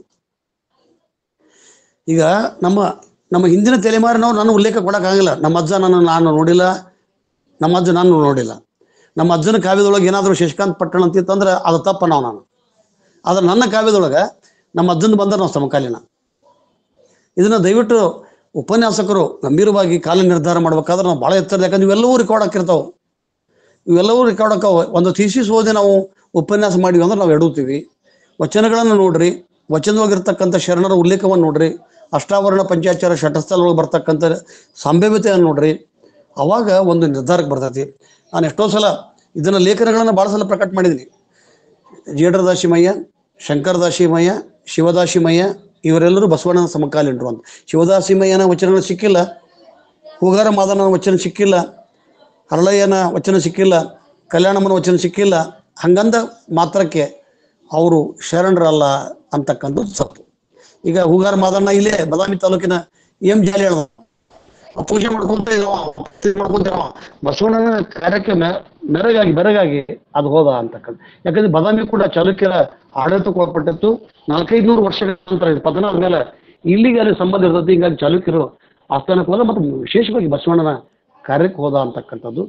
ಸೊ ಹಿಂಗಾಗಿ ಈ ಸಂದರ್ಭದೊಳಗೆ ಅವರ ಉಪನ್ಯಾಸದ ಶೈಲಿ, ಭಾಷೆ ಅತ್ಯಂತ ಸುಂದರವಾಗಿತ್ತು, ಮನಮುಟ್ಟುವಂಗೆ ಮಾತಾಡಿದ್ರು. ಆದ್ರೆ ನಾವು ಬಹಳ ಎಚ್ಚರದಿಂದ ಬಸವ ಪೂರ್ವ ಯುಗ ಅಂತ ಹೇಳ್ತಾ ಬಸವಣ್ಣನ ಅಲ್ಲಮನ ವಚನ, ಅವರ ಶಂಕರದಾಶಿಮರ ವಚನದಾಗ ಬಸವಣ್ಣನ ಉಲ್ಲೇಖ ಮಾಡಿದ್ರೆ ನಮ್ಮ ಅಂದ್ರೆ ವ್ಯತಿರಿಕ್ತತೆಯನ್ನು, ನಮ್ಮ ಸಂದಿಗ್ಧತೆಯನ್ನು ನಾವೇ ತಂದು ಒದಗಿಸ್ತೀವಿ ಅಂತಕ್ಕಂಥದ್ದು ಅತ್ಯಂತ ವಿನಮ್ರವಾಗಿ ಹೇಳ್ತಾ, ಬಹಳಷ್ಟು ಪ್ರಾಮಾಣಿಕರು ಶಂಕರ್ ಕುಪ್ಪಸ್ತವರು. ನಮ್ಮ ಎಲ್ಲ ಕಾರ್ಯಕ್ರಮಕ್ಕೆ ಬಿಜಾಪುರ ಇರಲಿ, ಬಾದಾಮಿ ಇರಲಿ, ನಾವು ಎಲ್ಲಿದ್ರೂ ಬರ್ತಾರ. ನಾನು ಬಿಜಾಪುರಕ್ಕೆ ಬಂದರು, ನಾ ಯಾಕ್ರಿ ಅಂದ್ರೆ ಇಲ್ರಿ ನಾವು ಬರ್ತೀವಿ ತಗೋರಿ ಅಂತ ಅಂದ್ರೆ ಅಷ್ಟೊಂದು ಕಳಕಳಿ ಕಾಳಜಿ ಐತಿ. ಅವರ ಮಗಳ ಮದುವೆಗೆ ನಾನು ಗುಡ್ಡಕ್ಕೆ ಹೋಗಿದ್ವಿ. ಅವರ ಶಾಂತವೀರ ಸ್ವಾಮಿಗಳನ್ನ ಪರಿಚಯ ಮಾಡಿಕೊಟ್ರು. ನಮ್ಮೆಲ್ಲರ ಉದ್ದೇಶ ಅಂದ್ರೆ ಇದು ಜಾತಿ ರಹಿತ ಸಮಾಜ, ಜಾತ್ಯತೀತ ಅಲ್ಲ, ಜಾತಿಯನ್ನು ಒಪ್ಕೊಳ್ಳಿಲ್ಲ, ಕಾಯಕ ಪ್ರಧಾನವಾದಂಥ ಸಮಾಜ. ಕಾಯಕ ಪ್ರಧಾನವಾದಂಥ ಸಮಾಜದೊಳಗೆ ಶಂಕರದಾಶಿಮಯ್ಯನ ಪಾತ್ರ ಭಾಳ ದೊಡ್ಡ. ಕೊನೆಗೆ ನವಿಲೆ ಲಿಂಗಸೂರು ತಾಲೂಕು ಅಥವಾ ಇವಾಗ ದೇವದುರ್ಗ ತಾಲೂಕು, ಅದೇ ರಾಯಚೂರು ಜಿಲ್ಲೆಯೊಳಗೆ ಅವ್ರು ಐಕ್ಯಾಗಾರ. ಅಲ್ಲಿಯೂ ಕೂಡ ನಾನು ಸುಮಾರು ಒಂದು 12 ವರ್ಷದಿಂದ ನಾನು ಹೋಗಿ ಬಂದೆ. ಸೊ ಶರಣರ ಜೀವನ ಚರಿತ್ರೆ ಬಂದಾಗ ನಾನು ಅವಾಗ ಜಲವಾದಿ ಮೇಡಮ್ಗೆ ಹೇಳಿದೆ, ನಾನು ಅವ್ರು ಶಂಕರ ಪೀಠಿಕೆ ಒಳಗೆ ಬರೀತಾರೆ ಬಸವ ಪೂರ್ವ ಯುಗದ ಶರಣರು ಅಂತಕ್ಕಂಥ. ನಮ್ಮ ಸರ್ ಹೇಳ್ದಂಗೆ she was gold medalist for PhD. ಅದನ್ನು ಕಲಬುರಗಿ ಗೋಲ್ಡ್ ಮೆಡಲಿಸ್ಟ್ ಮತ್ತು PhD ಅವರು ಕಲಬುರಗಿ ಸರ್ ಮಾಡಿಸಿದ್ರು. ಸೊ ಇಂಥ ಒಂದು ಸಂದಿಗ್ಧತೆಗಳು ಅದು ಕಾಲ ಅದೇನಂತಾರ, ಸಂಶೋಧನೆ ಎಂಬುದು ಅಲ್ಪ ವಿರಾಮದಿಂದ ಪೂರ್ಣ ವಿರಾಮದ. ನಾನು ಇವತ್ತು ಕಂಡುಕೊಂಡಂಥ ಸತ್ಯ ಪರಿಪೂರ್ಣ ಸತ್ಯ ಅಲ್ಲ. ಮುಂದಿನ ಸಂಶೋಧಕರಿಗೂ ಕೂಡ ಅದು ಅವಕಾಶ ಕೊಡಬೇಕು. 10 ಸಂಶೋಧಕರು ಒಪ್ಪಿಗೆ ಕೊಟ್ಟಾಗ ಅದು ಆಗತ್ತೆ. ಎಲ್ಲರೂ ದೇವರದಾಸಿಮ ಶಂಕರ, ಈಗ ಜಯಸಿಂಹನ ಉಲ್ಲೇಖ ಕೊಟ್ಟ ಜಯಸಿಂಹನ ಹೆಂಡತಿ ದುಗ್ಗಲಿಗೆ ಶಿವಬೋಧೆಯನ್ನು ಮಾಡಿದವ ದೇವರದಾಸಿಮಯ್ಯ. ಮತ್ತು ನಾವೇ ಅದರ ದಾರಿ ತಪ್ಪಿ ಬಿಡ್ತೀವಿ. ಹೀಗಾಗಿ ವಚನಗಳ ಮೂಲಕ ನಾವು ವಚನಗಳನ್ನು ಹುಡುಕಾಡೋಣ. ಅಳಕಟ್ಟಿಯವರ ವಚನ ಸಾರಸ ಆಗಲಿ, ಆಮೇಲೆ ಬಸವಣ್ಣವರ ಕೃತ್ಯಗಳಾಗಲಿ ಎಲ್ಲವನ್ನೂ ಓದ್ಕೊಂಡಾಗ ನಾವು ಎಷ್ಟೋ ಸಲ ನಮ್ಮ ಸಿದ್ದಯ್ಯ ಪುರಾಣಿಕರದು ಆಗ್ಬೇಕಾದ್ರೂ ಪರಿಷ್ಕರಣೆ ಆಗ್ಬೇಕು. ನಾನು ಸಾಕಷ್ಟು ಸಲ ಹೇಳ್ತೀನಿ, ಬಸವ ಸಮಿತಿಯವರು ಎಲ್ಲರ ಜನನವನ್ನು 1160ಕ್ಕೆ ಇಟ್ಬಿಟ್ರ. 1167ಕ್ಕೆ ಮುಗಿದು ಬಿಟ್ಟದ ಕಲ್ಯಾಣ ಕ್ರಾಂತಿ. 7 ವರ್ಷದಾಗ ಎಲ್ಲರೂ ಖಡ್ಗ ತಗೊಂಡು ಹೋರಾಟ ಮಾಡೋಕ್ಕಾಗಂಗಿಲ್ಲ. ಸಾಕಷ್ಟು ತಪ್ಪುಗಳಾಗ್ಯಾವ. ಆ ಸಿದ್ದಯ್ಯ ಪುರಾಣಿಕರು ಕೂಡ ದೇವರದಶಮಿ ಜಡದಶಮಿ ಅಂತ ಒಬ್ಬರ ಅಂದ್ರ ಸತ್ಯವನ್ನ ಸುಳ್ಳು ಎಷ್ಟು ಪ್ರಚಲಿತವಾಗಿ ಬೇಗ ಪ್ರಸಿದ್ಧಕ್ಕೆ ಹೋಗ್ಬರ್ತೈತಿ ಅಷ್ಟು ಸತ್ಯ ಆಗಂಗಿಲ್ಲ. ಸತ್ಯ ಯಾವಾಗಲೂ ಒಂಟಿನೇ. ನಾನು ಕಲಬುರಗಿಯವ್ರ ಉದಾಹರಣೆ ಹೇಳ್ಬೇಕಾದ್ರೆ ಕಲಬುರಗಿಯ ಜೀವನ ಕೊನೆಗೆ 4-6 ವರ್ಷ ಭಾಳ ಒಂಟಿತನವನ್ನು ಅನುಭವಿಸೋರು, ಭಾಳ ನೋವನ್ನು ಅನುಭವಿಸೋರು. ಬಹುಶಃ ಇಲ್ಲಿದ್ದಂಥ ಹಿರಿಯರಿಗೆ ಹನುಮಕ್ಷಿ ಗೋಗಿ ಮೇಡಮ್ ಆಗಲಿ, ತಾರಾ ಮೇಡಮ್ ಆಗಲಿ, ವಿನಾಯಲಿಗಾರ ಅವ್ರಿಗೆ ಗೊತ್ತಿರ್ಬೋದು ಕಲಬುರಗಿ ಅವ್ರನ್ನ. ಭಾಳ ಒಂಟಿತನ, ಭಾಳ ನೋವನ್ನು ನಮ್ಮವರಿಂದ ಇವತ್ತು ಅವ್ರನ್ನ ಮಹಾತ್ಮ, ಸಂಶೋಧಕ, ಹುತಾತ್ಮ ಅಂತ ನಾವೆಲ್ಲ ಹಾಡು ಹೊಗಳ್ತೀವಿ. ಹಾಗೆ ಸತ್ಯವನ್ನು ಬೆಂಬಲಿಸ್ತಕ್ಕಂಥ ತಂಡ ಹೆಚ್ಚಾಗಬೇಕು. ಅಂದಾಗ ಸತ್ಯದ ಪ್ರತಿಪಾದನೆಗೆ ಒಂದು ಒಳ್ಳೆಯ ಅವಕಾಶ ಆಗುತ್ತೆ. ಒಂದು ಒಳ್ಳೆಯ ಸ್ನೇಹಿತ ಸಹೋದರ ನಮ್ಮ ಶಂಕರ್ ಕುಪ್ಪಸವರು. ನಾವೆಲ್ಲರೂ ಕೂಡ ಕೈ ಜೋಡಿಸೋಣ. ನಮ್ಮೊಳಗಿರ್ತಕ್ಕಂಥ ಇಂಥ ತಪ್ಪು ಗ್ರಹಿಕೆಗಳನ್ನು ದೂರ ಮಾಡಿ ವಚನ ಸಾಹಿತ್ಯ ಪರಿಕಲ್ಪನೆಯನ್ನು ಜಾಗತಿಕ ಮಟ್ಟಕ್ಕೆ ಒಯ್ತಕ್ಕಂಥ ಕೆಲಸಕ್ಕೆ ನಮ್ಮ ತಂಡ ಮಾಡ್ತಾ ಇದೆ. ಎಲ್ಲರಿಗೂ ಶರಣಾರ್ಥಿಗಳು. ಶರಣ ಮಾಸದ ಅನುಭವ ಮಾಲಿಕೆಯ ಇಂದಿನ ದತ್ತಿ ಉಪನ್ಯಾಸದ ಕುರಿತು ಮಾರ್ಗದರ್ಶನ ಪರ ನುಡಿಗಳನ್ನು ಆಡಿದಂತ ಡಾಕ್ಟರ್ ಶಶಿಕಾಂತ್ ಪಟ್ಟಣ್ ಸರ್ ಅವರಿಗೆ ಈ ಒಂದು ವೇದಿಕೆಯ ಪರವಾಗಿ ಶರಣಾರ್ಥಿಗಳನ್ನ ತಿಳಿಸುತ್ತಾ, ಇವತ್ತಿನ ದತ್ತಿ ಉಪನ್ಯಾಸದ ರೂವಾರಿಗಳು ಆಗಿರುವಂತಹ ಶರಣೆ ಅಕ್ಕ ಸುಧಾ ಪಾಟೀಲ್ ಅವರಿಂದ ಒಂದೆರಡು ನುಡಿಗಳು. ಓಂ ಶ್ರೀ ಗುರು ಬಸವಲಿಂಗಾಯ ನಮಃ. ಎಲ್ಲರಿಗೂ ಶರಣಾರ್ಥಿ. ಮೊನ್ನೆ ನಮಗೇನೂ ಗೊತ್ತಿರದ ಸೊಪ್ಪಿನ ಬಸವಣ್ಣ ಶರಣರ ಬಗೆಗೆ ಸರಸ್ವತಿ ಮೇಡಮ್ ಅವರು ಅತ್ಯಂತ ವೈಚಾರಿಕತೆಯಿಂದ ಕೂಡಿದ ಮತ್ತು ಸಂಶೋಧನಾತ್ಮಕ ರೀತಿಯಲ್ಲಿ ನಮಗೆಲ್ಲ ತಿಳಿಸಿಕೊಟ್ಟಿದ್ದು ಬಹಳ ಆಶ್ಚರ್ಯವಾಯಿತು. ಅವರು ಮತ್ತು ಶಾರದಮ್ಮ ಮೇಡಮ್ ಅವರು ವಿಜ್ಞಾನದ ವಿದ್ಯಾರ್ಥಿಯಾಗಿದ್ದರೂ ಯಾವುದೇ ವಿಷಯ ಕೊಟ್ಟರೂ ಅದರ ಮೂಲವನ್ನು ತಿಳಿದುಕೊಂಡು ಸವಿಸ್ತಾರವಾಗಿ ಅದರ ಅಗಲವನ್ನು ಅತ್ಯಂತ ಶ್ರದ್ಧೆಯಿಂದ ಪೂರ್ವ ತಯಾರಿ ಮಾಡಿಕೊಳ್ಳುತ್ತಾರೆ. ಅವರ ಕಾರ್ಯ ಶ್ಲಾಘನೀಯವೆಂದೇ ಹೇಳಬಹುದು. ನಿನ್ನೆಯ ಉಪನ್ಯಾಸಕರಾದ ಡಾಕ್ಟರ್ ಚಂದ್ರಶೇಖರ್ ಹೆಗಡೆಯವರು ವಚನಗಳು ಮುಕ್ತ ಛಂದಸ್ಸಿನ ಕಾವ್ಯ ಎನ್ನುವುದರ ಬಗೆಗೆ ನಮಗೆಲ್ಲ ವಚನಗಳ ಉದಾಹರಣೆಗೊಂದಿಗೆ PPT ಮೂಲಕ ಎಳೆಯಾಗಿ ಸಂಪೂರ್ಣವಾಗಿ ತಿಳಿಸಿಕೊಟ್ಟರು. ಇವತ್ತಿನ ಉಪನ್ಯಾಸಕರಾದ ಶಂಕರ್ ಕುಪ್ಪಸ್ ಸರ್ ಅವರು ಶಂಕರ ದಾಸಿಮಯ್ಯನವರ ಬಗೆಗೆ ಅತ್ಯಂತ ಪ್ರಬುದ್ಧವಾಗಿ ಮಾತನಾಡಿ ನಮ್ಮ ಜೊತೆ ಅದರ ವಿಷಯವನ್ನೆಲ್ಲ ಹಂಚಿಕೊಂಡರು. ಇದೆಲ್ಲದಕ್ಕೂ ಕಿರೀಟವಿಟ್ಟಂತೆ ಪ್ರತಿದಿನ ಪಟ್ಟಣ್ ಸರ್ ಅವರು ಆಯಾ ದಿನದ ವಿಷಯದ ಮೇಲೆ ಇನ್ನಷ್ಟು ಬೆಳಕು ಚೆಲ್ಲಿ ನಮಗೆ ಇನ್ನಷ್ಟು ಮಾಹಿತಿಯನ್ನು ನೀಡುತ್ತಾರೆ. ಅವರಿಗೂ ಸಹ ಎಲ್ಲರಿಗೂ ನನ್ನ ಅನಂತ ಭಕ್ತಿಪೂರ್ವಕ ನಮನಗಳು. ಮೊನ್ನೆ ಇಲ್ಲಿ ಸ್ವಾಗತದ ನುಡಿಗಳನ್ನು ಮಾತನಾಡಿದ ಗೌರಿ ಕುಬ್ಸದವರು, ಸ್ವಾಗತದ ನುಡಿಗಳನ್ನಾಡಿದ ಗೌರಿ ಕುಬ್ಸದವರು, ಮೊನ್ನೆಯ ಸ್ವಾಗತ ಪರ ನುಡಿಗಳನ್ನಾಡಿದ ಶೋಭಕಾ ಸಂಗಣ್ಣವರು ಅವರನ್ನು ನಾನು ನಮ್ಮ ವೇದಿಕೆಗೆ ಪರಿಚಯಿಸಿದ್ದೇನೆ ಎನ್ನುವ ಹೆಮ್ಮೆ ಇದೆ ಎಂದು ಇಲ್ಲಿ ಹೇಳಲು ಬಯಸುತ್ತೇನೆ. ಇಲ್ಲಿ ಹೇಳುವ ಉದ್ದೇಶವೇನೆಂದರೆ, ಯಾರ್ಯಾರು ತಮ್ಮ ಹತ್ತಿರದವರನ್ನು ಪರಿಚಯದವರನ್ನು ನಮ್ಮ ವಾಟ್ಸಪ್ ಗ್ರೂಪಿಗೆ ಸೇರಿಸುತ್ತೀರೋ ಅವರನ್ನೆಲ್ಲ ಗೂಗಲ್ ಮೀಟ್ ಸಹ ಅಟೆಂಡ್ ಆಗುವಂತೆ ಹೇಳಬೇಕೆನ್ನುವುದು ನನ್ನ ಉದ್ದೇಶ. ಅವರನ್ನು ಇಲ್ಲಿ ಸಕ್ರಿಯವಾಗಿ ಭಾಗವಹಿಸುವಂತೆ ಮಾಡುವುದು, ಸಂಘಟಕರಿಗೆ ಹೇಳಿ ಅವರನ್ನು ವಚನ ಪ್ರಾರ್ಥನೆ, ವಚನ ಮಂಗಳ, ನಿರೂಪಣೆ, ಶರಣು ಸಮರ್ಪಣೆ ಎಲ್ಲದರಲ್ಲೂ ಭಾಗಿಯಾಗುವಂತೆ ಮಾಡುವುದು ಭಾಗಿಯಾಗುವಂತೆ ಮಾಡಿ ಎಂದು ಹೇಳುವುದು ನನ್ನ ಉದ್ದೇಶ. MS ಸುಂಕಾಪುರ್ ಅವರ ಬಗೆಗೆ ನಮ್ಮ ವೇದಿಕೆಯಲ್ಲಿ ಉಪನ್ಯಾಸವಿದ್ದಾಗ ಶೋಭಕ್ಕ ಅವರ ನಂಬರ್ ಹುಡುಕಿ ಅವರನ್ನು ಸಂಪರ್ಕಿಸಿದೆ. ಆಗ ಅವತ್ತು ಗೂಗಲ್ ಮೀಟ್ ಅಟೆಂಡ್ ಆಗಿ ಮತ್ತು ನಾನು ಹೇಳಿದ ಮಾತಿನಂತೆ ಅವರು ಮತ್ತು ಅವರ ಸಹೋದರಿ, ಅವರ ಅತ್ತಿಗೆ ಎಲ್ಲರೂ ಆಜೀವ ಸದಸ್ಯರಾಗಿದ್ದು ಮತ್ತು ಗೌರಿ ಕುಬ್ಸದವರು ಸಹ ಆಜೀವ ಸದಸ್ಯರಾಗಿ ದತ್ತಿ ದಾಸೋಹವನ್ನು ಕೊಟ್ಟಿದ್ದು ನಾನು ಇಲ್ಲಿ ಅತ್ಯಂತ ಸಂತೋಷದಿಂದ ನಿಮ್ಮ ಜೊತೆ ಹಂಚಿಕೊಳ್ಳ ಬಯಸುತ್ತೇನೆ. ಇದೇ ಸಂದರ್ಭದಲ್ಲಿ ಸಂಘಟನೆ ಎಂದರೆ ಎಲ್ಲರೂ ಕೂಡಿ ಮಾಡುವ ಕೆಲಸ. ಡಾಕ್ಟರ್ ಶಶಿಕಾಂತ್ ಪಟ್ಟಣ್ ಸರ್ ಅವರ ಮಾರ್ಗದರ್ಶನದಲ್ಲಿ ಡಾಕ್ಟರ್ ದಾನಮ್ಮ ಜಳಕೆ ಮೇಡಮ್ ಮತ್ತು ಡಾಕ್ಟರ್ ಶಾರದಾಮಣಿ ಮೇಡಮ್ ಅವರ ಅವಿರತ ಪರಿಶ್ರಮಕ್ಕೆ ನಾನು ಧನ್ಯವಾದಗಳನ್ನು ಹೇಳಲು ಬಯಸುತ್ತೇನೆ. ಶಾರದಮ್ಮ ಪಾಟೀಲ್ ಮೇಡಮ್, ಗೌರಮ್ಮ ಮೇಡಮ್ ಮತ್ತು ಸರಸ್ವತಿ ಮೇಡಮ್ ಮೂವರೂ ಸಹ, ನಮ್ಮ ವೀಣಾ ಎಲ್ಗಾರ್ ಮೇಡಮ್, ಶರಣಮ್ಮ ಗೊರೆಬಾಳ್ ಮೇಡಮ್, ಇನ್ನೂ ಹಲವಾರು ಹಿರಿಯರು ವೇದಿಕೆ ಯಾವುದೇ ವಿಷಯದಲ್ಲಿ ತಮ್ಮ ಸಲಹೆ ಸೂಚನೆಯನ್ನು ಕೊಟ್ಟು ವೇದಿಕೆಯನ್ನು ಮುನ್ನಡೆಸುತ್ತಿದ್ದಾರೆ. ಅವರಿಗೂ ಸಹ ಅನಂತ ಧನ್ಯವಾದಗಳು. ಮೊನ್ನೆ ನಾನು ನಮ್ಮ ತಾಯಿಯವರ ಬಗೆಗೆ ಒಂದೆರಡು ನುಡಿಗಳನ್ನು ಮಾತಾಡಿದ್ದೆ. ಈಗ ನನ್ನ ತಂದೆಯವರ ಬಗೆಗೆ ಒಂದೆರಡು ಮಾತುಗಳನ್ನು ಇಲ್ಲಿ ಹಂಚಿಕೊಳ್ಳಲು ಬಯಸುತ್ತೇನೆ. ಗದುಗಿನ ಶ್ರೀ ತೋಂಟದಾರ್ಯ ಮಠದಿಂದ ಪ್ರಕಟವಾಗುವ ಪುಸ್ತಕಕ್ಕೆ ನನ್ನ ತಂದೆಯವರ ಬಗೆಗೆ ಲೇಖನ ಬರೆದು ಕೊಡಿ ಎಂದು ಹೇಳಿದಾಗ ಶಿಸ್ತುಬದ್ಧ ಮತ್ತು ಕಟ್ಟುನಿಟ್ಟಿನ ಲಿಂಗಾಯತ ಅಧಿಕಾರಿ ಶ್ರೀ BM ಪಾಟೀಲ್ ಅವರ ಬಗೆಗೆ ಲೇಖನವನ್ನು ಬರೆದುಕೊಟ್ಟಿದ್ದೇನೆ. ಅದರಿಂದ ಒಂದೆರಡು ನುಡಿಗಳನ್ನು ಇಲ್ಲಿ ಹಂಚಿಕೊಳ್ಳಲು ಬಯಸುತ್ತೇನೆ.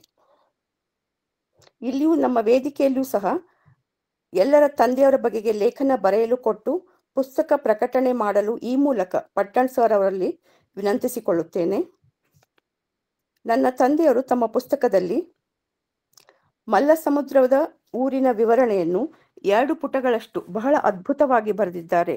ಅಲ್ಲಿನ ಪ್ರಕೃತಿಯ ವರ್ಣನೆ, ಸುತ್ತಲಿನ ಕಪ್ಪತ ಗುಡ್ಡದ ವರ್ಣನೆ, ಹಳ್ಳ, ಕೆರೆ, ಬಾವಿಗಳು, ಗೌಡರ ಪಂಚಾಯಿತಿ ಕಟ್ಟೆ, ಊರಲ್ಲಿನ ಸೊಸೈಟಿ ಆಫೀಸ್, ಊರಿನಲ್ಲಿರುವ ಎಲ್ಲ ಜನಾಂಗದವರ ಬಗೆಗೆ, ಅವರ ಒಗ್ಗಟ್ಟಿನಿಂದ ಕೂಡಿ ಎಲ್ಲ ಹಬ್ಬಗಳನ್ನು ಮಾಡುವ ಬಗೆಗೆ ಮತ್ತು ತಾವು ಚಿಕ್ಕವರಿದ್ದಾಗ ಮನೆಯಲ್ಲಿ ಮಾಡಿದ ತಿಂಡಿ ತಿನಿಸುಗಳನ್ನು ಪಾಟಿ ಚೀಲದಲ್ಲಿ ಮುಚ್ಚಿ ಇಟ್ಟುಕೊಂಡು ಸ್ನೇಹಿತರ ಜೊತೆ ಹಂಚಿಕೊಂಡು ತಿನ್ನುತ್ತಿರುವುದು ಮತ್ತು ಮಲ್ಲಸಮುದ್ರದ ಮನೆತನ, ಕಲೆ, ಸಾಹಿತ್ಯ, ಸಂಗೀತ, ನಾಟಕ, ಚಿತ್ರಕಲೆಗಳಿಗೆ ಹೆಸರುವಾಸಿಯಾಗಿತ್ತು ಎನ್ನುವುದನ್ನು ಮತ್ತು ಇಡೀ ಊರಿನ ಎಲ್ಲ ಬೆಳೆಗಾರರು, ಎಲ್ಲ ರೈತರು ಇವರ ಹೊಲದಲ್ಲೇ ಕಣದ ರಾಶಿ ಮಾಡುತ್ತಿದ್ದುದು, ಅದಕ್ಕೆ ಕಣದ ಹೊಲ ಎಂದು ಹೆಸರು ಬಂದಿದ್ದುದು ಮತ್ತು ತಮ್ಮ Basel mission school, Karnataka college ಗುರುಗಳು ಮತ್ತು ಗೆಳೆಯರನ್ನು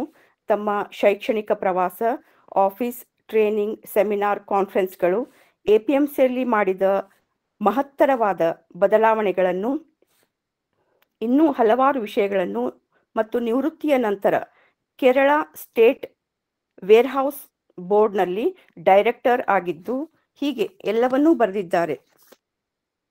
ಆದರೆ ತಮ್ಮ ಊರಲ್ಲಿನ ಗುಡಿ ಗುಂಡಾರಗಳನ್ನು, ಮಸೀದಿಯ ಜೀರ್ಣೋದ್ಧಾರ ಮಾಡಿದ್ದನ್ನು, ಲೆಕ್ಕವಿಲ್ಲದಷ್ಟು ಜನರಿಗೆ ಟ್ರಾನ್ಸ್ಫರ್, ಪ್ರಮೋಷನ್ ಮತ್ತು ನೌಕರಿಯನ್ನು ಕೊಡಿಸಿದ್ದು, ಸಾಮೂಹಿಕ ಮದುವೆ ಮಾಡಿದ್ದು, ನಿವೃತ್ತಿಯ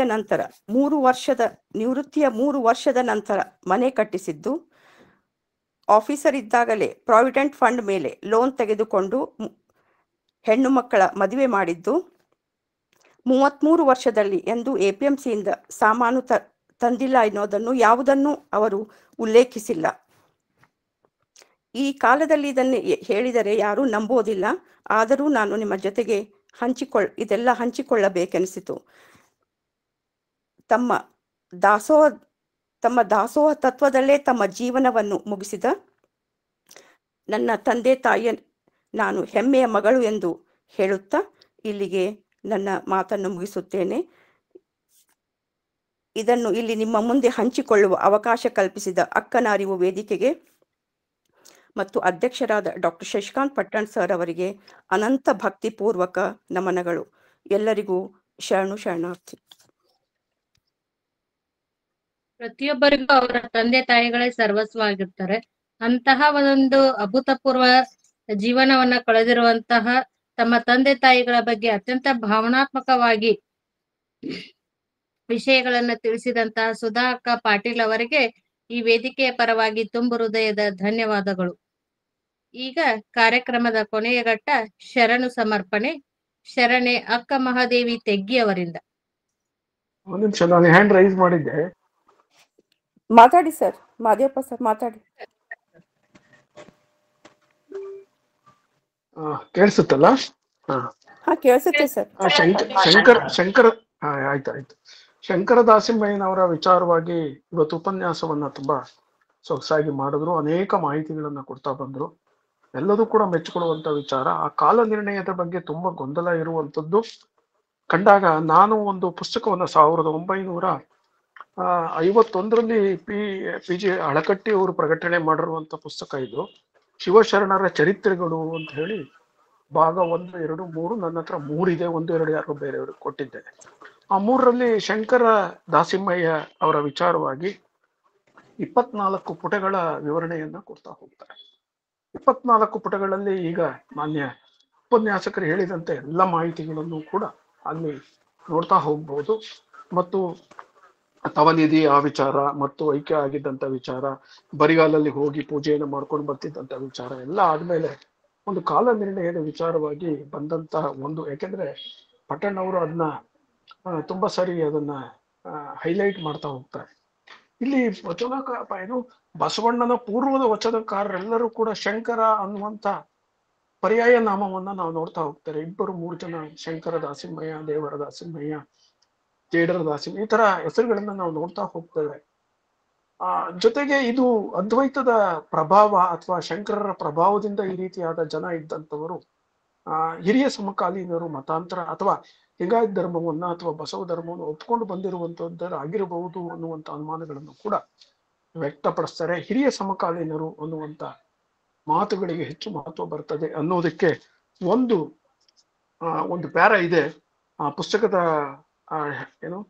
ಶಿವಶರಣರ ಚರಿತ್ರೆಗಳು ಭಾಗ 3 ಪುಟ 126ರಿಂದ ಆರಂಭ ಆಗ್ತದೆ. ಶಂಕರ ದಾಸಿಮಯ್ಯನ ಉಲ್ಲೇಖಗಳಲ್ಲೆಲ್ಲ ಅವನು ಜಯಸಿಂಹನ ಕಾಲದಲ್ಲಿದ್ದನೆಂತಲೇ ಹೇಳಲ್ಪಟ್ಟಿದೆ. ಆದರೆ ಅವುಗಳನ್ನು ಲಿಖಿಸಿದವರು ಪುರಾತನ ರಾಜಮನೆತಗಳ ಇತಿಹಾಸವನ್ನು ಅರಿಯದವರಾದ ಆದ್ದರಿಂದ ಅವರು ಹೀಗೆ ಬರೆದಿರಬಹುದು. ಅಷ್ಟೇ ಅಲ್ಲ, ಕೆಲವೆಡೆಗಳಲ್ಲಿ ಶಂಕರ ದಾಸಿಮಯ್ಯ, ದೇವರ ದಾಸಿಮಯ್ಯ ಈ ಉಭಯತರರ ಚರಿತ್ರಾಂಶಗಳನ್ನು ಬಸವೇಶ್ವರನಿಗೆ ಸಂಬಂಧಿಸಿ ಸಹ ಹೇಳುವುದುಂಟು. ಆದರೆ ಇತಿಹಾಸ ಸಂಶೋಧನೆಯ ಈ ಕಾಲದಲ್ಲಿ ಯಾವುದು ಇತಿಹಾಸದಲ್ಲಿ ಹೆಚ್ಚು ಸಂಭವನೀಯವೋ ಅದನ್ನೇ ನಾವು ಜನರ ಮುಂದಿಡುವುದು ಅವಶ್ಯವೆಂದು ತೋರುತ್ತದೆ. ಈ ಮಾತುಗಳನ್ನ ಹೇಳ್ತಾ ಹೋಗ್ತಾರೆ ಅವರ ಲೇಖನದಲ್ಲಿ. 24 ಪುಟದ ಲೇಖನ 1951ನೇ ಇಸ್ವಿಯಲ್ಲಿ. ಪ್ರಾರಂಭದಲ್ಲಿ ಇವೆಲ್ಲವೂ ಗೊಂದಲ ಪವಾಡಗಳನ್ನ ಮಾಡಿಕೊಂಡು ಆ ಮೂಲಕ ದೈವ ಭಕ್ತಿಯನ್ನ ಎಲ್ಲ ಕಡೆ ಬಿತ್ತರಿಸುವಂತ ಮಹಾರಾಷ್ಟ್ರದ ಅನೇಕ ಭಾಗದಲ್ಲಿ ಈ ನೇಯ್ಗೆ ಕಾಯಕದವರ ಮೇಲೆ ಪ್ರಭಾವ ಬೀರಿದಂತ ಈ ವ್ಯಕ್ತಿತ್ವ ಕಾಲ ನಿರ್ಣಯ ಮಾಡಬೇಕಾದ್ರೆ ಮಾತ್ರ ಪುರಾಣದ ಇತಿಹಾಸವನ್ನು ಬಿಟ್ಟು ಪುರಾಣದ ಆಶ್ರಯವನ್ನು ಮಾಡಿದ್ದಾರೆ ಅನ್ನುವಂತ ಅನುಮಾನವನ್ನು ಕೂಡ ಪಿ ಜಿ ಅಳಕಟ್ಟಿ ಅವರು ತಮ್ಮ ಆ ಪುಸ್ತಕದಲ್ಲಿ ಹೇಳ್ತಾ ಹೋಗ್ತಾರೆ. ಅದ್ರಿಗೆ ಚರಿತ್ರೆಗೆ ಹತ್ತಿರವಾದಂತ, ಚರಿತ್ರೆ ನಂಬಬಹುದಾದಂತ, ಚಾರಿತ್ರಿಕ ದಾಖಲೆಗಳ ಸಂಪರ್ಕ ಇರುವಂತ ವಿಚಾರಗಳನ್ನ ಮುಂದಿಟ್ರೆ ಮಾತ್ರ ಅವರ ಕಾಲ ನಿರ್ಣಯದ ಬಗ್ಗೆ. ಆದ್ರೆ ಒಟ್ಟಂದದಲ್ಲಿ ನಾವು ಭಾವಿಸ್ಕೊಳ್ಬೇಕಾದ್ದೇನಂದ್ರೆ ಬಸವಣ್ಣ ಮತ್ತು ಅಂದಿನ ಬಸವಣ್ಣನ ಕಾಲದ ವಚನಕಾರರ ಕಿಮ್ಮತ್ತನ್ನು ಏನಾದ್ರು ಕಡಿಮೆ ಮಾಡುವಂತ ಉದ್ದೇಶದಿಂದ ಅನೇಕ ಘಟನಾವಳಿಗಳು ಮತ್ತು ಪೂರ್ವದಲ್ಲಿ ಇದ್ದು ಅನ್ನುವಂತ ಅನೇಕ ವಿಚಾರಗಳನ್ನು ಕೂಡ ನಮ್ಮ ಮುಂದೆ ಇಡುವಂತ ಒಂದು ರೀತಿಯ ಜನ ಸಮುದಾಯವನ್ನು ಕೂಡ ನಾವು ಕಾಣ್ತಾ ಹೋಗ್ತೇವೆ. ಆ ನಿಟ್ಟಿನಲ್ಲಿ ಮೂಡಿ ಬಂದಂತ ಇಂಥ ಅನುಮಾನದ ಚಿಹ್ನೆಗಳಿಗೆ ವಿರಾಮವನ್ನು ಕೊಡಬೇಕಾದಂತ ಒಂದು ಕಾಲಘಟ್ಟ ಬಂದಿದೆ. ಆ ನಿಟ್ಟಿನಲ್ಲೂ ಕೂಡ ಪ್ರಯೋಗ ಆಗ್ಬೇಕು ಅನ್ನುವಂಥದ್ದು. ಶಿವಶರಣರ ಚರಿತ್ರೆಗಳು ಅನ್ನುವಂತ ಪುಸ್ತಕದಲ್ಲಿ 24 ಪುಟ ಇದೆ. ಅದು ಓದ್ದೆ. ಇವತ್ತು ಉಪನ್ಯಾಸ ಅಂತಿದ್ದಂಗೆ ಆ ಪುಸ್ತಕವನ್ನು ನೋಡುವಂತ ಒಂದು ಅವಕಾಶ ಸಿಕ್ತು. ಅದನ್ನ ಬೇಕಾದ್ರೆ ನಾನು ಪಟ್ಟಣ್ಣವ್ರಿಗೆ ಕೊಡ್ತೇನೆ. ಆಮೇಲೆ ಸುಮಾರು ಈ 3ನೇ ಇದರಲ್ಲಿ ಸುಮಾರು ಒಂದು 20 ಜನ ಶಿವಶರಣರ ಚರಿತ್ರೆಯನ್ನ ಬರಿತಾ ಹೋಗ್ತಾರೆ. ಅದರಲ್ಲಿ ಆಫ್ಘಾನಿಸ್ತಾನದಿಂದ ಬಂದವರು, ಹಿಂದೂಸ್ತಾನದಲ್ಲಿ ಶಿವಶರಣರು, ಪರದೇಶದಲ್ಲಿ ಆಗಿ ಹೋದ ಶೈವ ಮಹಾಶಯರು, ಆಂಧ್ರದ ಶಿವಶರಣರು, ಗುಜರಾತ್ ದೇಶದ ಶಿವಶರಣರು ಹೀಗೆ ವಿಂಗಡಣೆಯನ್ನು ಮಾಡಿ PG ಅಳಕಟ್ಟಿ ಅವರು ಕೊಟ್ಟಿದ್ದಾರೆ. ಅದರಲ್ಲಿ ಶಂಕರ ದಾಸಿಮಯ್ಯನ ವಿಚಾರವೂ ಕೂಡ ಇದೆ ಅಂತ ಹೇಳ್ತಾ ಆ ಪುಸ್ತಕದ ರೆಫರೆನ್ಸ್ ಅನ್ನ ಹೇಳ್ಬೇಕು ಅಂತ ಅನ್ನಿಸ್ತು. ಅದಕ್ಕಾಗಿ ನಾನು ಮಾತಾಡ್ತೇನೆ. ನಮಸ್ಕಾರ. ಇವತ್ತಿನ ಉಪನ್ಯಾಸದ ಕುರಿತು ಶಂಕರ ದಾಸಿಮಯ್ಯನವರ ಕುರಿತು ಒಂದಿಷ್ಟು ವಿಚಾರಗಳನ್ನು ಹಂಚಿಕೊಂಡಂತಹ ಗುರುಗಳಿಗೆ ಶರಣಾರ್ಥಿಗಳು. ಈಗ ಶರಣು ಸಮರ್ಪಣೆ ಶರಣೆ ಅಕ್ಕ ಮಹಾದೇವಿ ತೆಗ್ಗಿ ಅವರಿಂದ. ಸಾಲಕ್ಕಿ ಸರ್ ಮಾತಾಡ್ತಾರೆ. ಗಂಗಾಧರ್ ಸಾಲಕ್ಕಿ ಸರ್. ಗಂಗಾಧರ್ ಸಾಲಕ್ಕಿ ಸರ್ ಒಂದಿಷ್ಟು ವಿಷಯಗಳನ್ನು ಹಂಚಿಕೊಳ್ಳಿ. ಶ್ರೀ ಗುರು ಬಸವಲಿಂಗಾಯ ನಮಃ. ಇಂದಿನ ಉಪನ್ಯಾಸ ಇದು ಬಹಳ ಗೊಂದಲಮಯ. ಜೇಡರ ದಾಸಿಮಯ್ಯ, ಶಂಕರ ದಾಸಿಮಯ್ಯ, ಶಿವ ದಾಸಿಮಯ್ಯ. ಈ ನೆಲೆಯಲ್ಲಿ ಇವತ್ತು ಶಂಕರ್ ಕುಪ್ಪಸ್ತವರು ಹೆಚ್ಚಿನ ಮಟ್ಟಿಗೆ ಈ ಒಂದು ಬಹಳ ಜನರ ಸಂದೇಹವನ್ನು ಬಿಡಿಸಿದ್ದು ಬಹಳ ಒಳ್ಳೆಯ ಕೆಲಸ. ವಿಶೇಷವಾಗಿ ಹೇಳ್ಬೇಕಂದ್ರೆ ಇವತ್ತ ತಾಯಿ ಸುಧಾ ಪಾಟೀಲ್ ಬಹಳ ಭಾವುಕರಾಗಿ ವಿಶೇಷವಾಗಿ ತಂದೆ ಬಗ್ಗೆ ಬಹಳ ಒಳ್ಳೆಯ ಮಾತುಗಳನ್ನ ಹೇಳಿದ್ರು. ಇದು ನಮ್ಮ ಕುಟುಂಬ, ಸಹಜೀವನ, ಸಹ ಬದುಕು, ಜಾತಿ ರಹಿತ ಬದುಕು ಅನ್ನುವಂತಹದ್ದನ್ನು ಇದು ನಮ್ಮನ್ನು ಇದು ಬಹುಶಃ ಅವರು ಮಗಳು ಒಬ್ಬರೇ ಅಲ್ಲ, ನಾವೆಲ್ಲರೂ ಪಾಟೀಲ್ರ ಮಕ್ಕಳು, ಅವರ ಸಂಬಂಧಿಗಳು. ರಕ್ತ ಹಂಚ್ಕೊಂಡಿಷ್ಟೇನೆ ಮಕ್ಕಳ ಸಂಬಂಧಿಕರಲ್ಲ, ಆದ್ರೆ ಪ್ರೀತಿ ಕರುಳುಗಳನ್ನ ಹಚ್ಕೊಂಡ ನಾವೆಲ್ಲರೂ ಒಂದೇ ಅನ್ನುವಂತ ಮಾತನ್ನು ನಾವು ಇವತ್ತು ಒಪ್ಕೊಳ್ಬೇಕಾಗ್ತದೆ. ಈ ನೆಲೆಯಲ್ಲಿ ಬಹಳ ಭಾವುಕರಾಗಿ ಅರ್ಥಪೂರ್ಣವಾದಂತ ದತ್ತಿ ಅವ್ರು ಇಟ್ಟಿದ್ದು ಭಕ್ತಿ, ಅವ್ರ ತಂದೆ ತಾಯಿಗಳ ಮೇಲಿನ ಪ್ರೀತಿ, ವಿಶ್ವಾಸ ನಮ್ಗೆಲ್ಲರಿಗೂ ಅನುಕರಣೀಯ ಆದರ್ಶನೀಯವಾದ ಒಂದು ವಿಷಯ. ಈ ನೆಲೆಯಲ್ಲಿ ಇನ್ನೊಂದು ವಿಷಯ ಹೇಳ್ಬೇಕಂತಂದ್ರೆ ಶಶಿಕಾಂತ್ ಹೇಳ್ದಂಗೆ ಬ್ರಾಹ್ಮಣ ಅನ್ನುವಂತ ಮಾತುಗಳು ಯಾಕೋ ಈ ತಿಂಗಳಲ್ಲಿ ಶರಣ ಮಾಸದಲ್ಲಿ ಶರಣ ಚಿಂತನೆ ಮಾತುಗಳಲ್ಲಿ ಬರ್ತದೆ. ಮರಳು ಶಂಕರ ದೇವರು ಬಂದ್ರು, ಅಫ್ಘಾನಿಸ್ತವ್ರು ಅವ್ರಿಗೆ ಜಾತಿ ಇಲ್ಲ, ಭೋಪಾಲ ಬಂದ್ರು ಅವ್ರು ಬಂದ್ರು, ಬಹುರೂಪ ಚೌಡಯ್ಯ ಅವರು ಬ್ರಾಹ್ಮಣರು.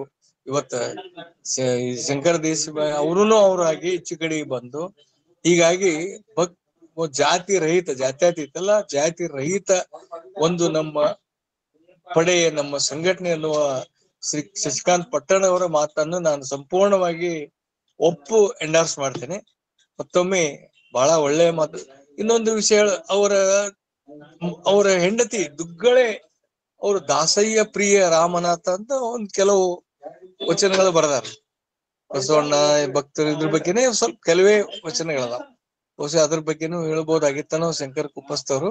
ಶಶಿಕಾಂತ್ ಮುಂದಿನ ದಿವಸಗಳಲ್ಲಿ ಅದನ್ನ ಬಹುಶಃ ಕ್ಲಾರಿಫೈ ಮಾಡ್ತಾರೆ. ಈ ನೆಲೆಯಲ್ಲಿ ನಾ ಭಯಂಕರ ಮೆಚ್ಚಿಕೊಂಡಿದ್ದು ಇವತ್ತಂದ್ರೆ ಸುಧಾ ಪಾಟೀಲ್ರು ಅವ್ರ ತಂದೆ ತಾಯಿಗಳ ಎಂತೆಂತ ಒಳ್ಳೆ ವಿಷಯಗಳು ಅವ್ರ ಪೂರ್ಣ ಬದುಕಿನ ನಿರೂಪಣೆಯನ್ನ ಮಾಡಿದ್ರು. ಮೊನ್ನೆ ಹೇಳ್ತಿದ್ದೆ ನಾನು, ಸಂಪಾದಕೀಯ ರೀತಿಯಾಗಿ ನಮ್ಮ ಶಶಿಕಾಂತ್ ನಮ್ಮ ಸಂಘಟನೆಗಳ ಬಗ್ಗೆ ಎಲ್ಲಾ ವಿವರಣೆ ಹೇಳಿದ್ರು. ಇವತ್ತು ತಮ್ಮ ಕುಟುಂಬದ ಬಗ್ಗೆ ಸಂಪಾದಕೀಯವಾದಂತ ಮಾತನ್ನು ಸುಧಾ ಪಾಟೀಲ್ ಹೇಳಿದ್ರು. ಇದೊಂದು ಅರ್ಥಪೂರ್ಣವಾದ ದತ್ತಿ. ಹಿರಿಯರನ್ನ ನೆನೆಸ್ಕೋಬೇಕಾದ್ರು ಬಹಳ ಕಡಿಮೆ ಮಕ್ಕಳು. ಇದು ಒಂದು ಸಾರ್ವತ್ರಿಕವಾಗಿ ನಮ್ಮ ಹಿರಿಯರನ್ನ, ತಂದೆ ತಾಯಿಯರನ್ನ ನೆನೆಸುವಂತ ಸಾರ್ವತ್ರಿಕ ಸಾಮೂಹಿಕವಾದ ಸ್ಮರಣೆಯ ಒಂದು ದೊಡ್ಡ ಚಿಂತನೆ, ಒಂದು ಸಂಘಟನೆಯಾಗಿ ಇವತ್ತು ಬೆಳೆದಿದೆ. ಅದಕ್ಕಾಗಿ ಮತ್ತೊಮ್ಮೆ ಎಲ್ಲ ಸಂಘಟಕರಿಗೂ ಎಲ್ಲರಿಗೂ ಶರಣಾರ್ಥಿ.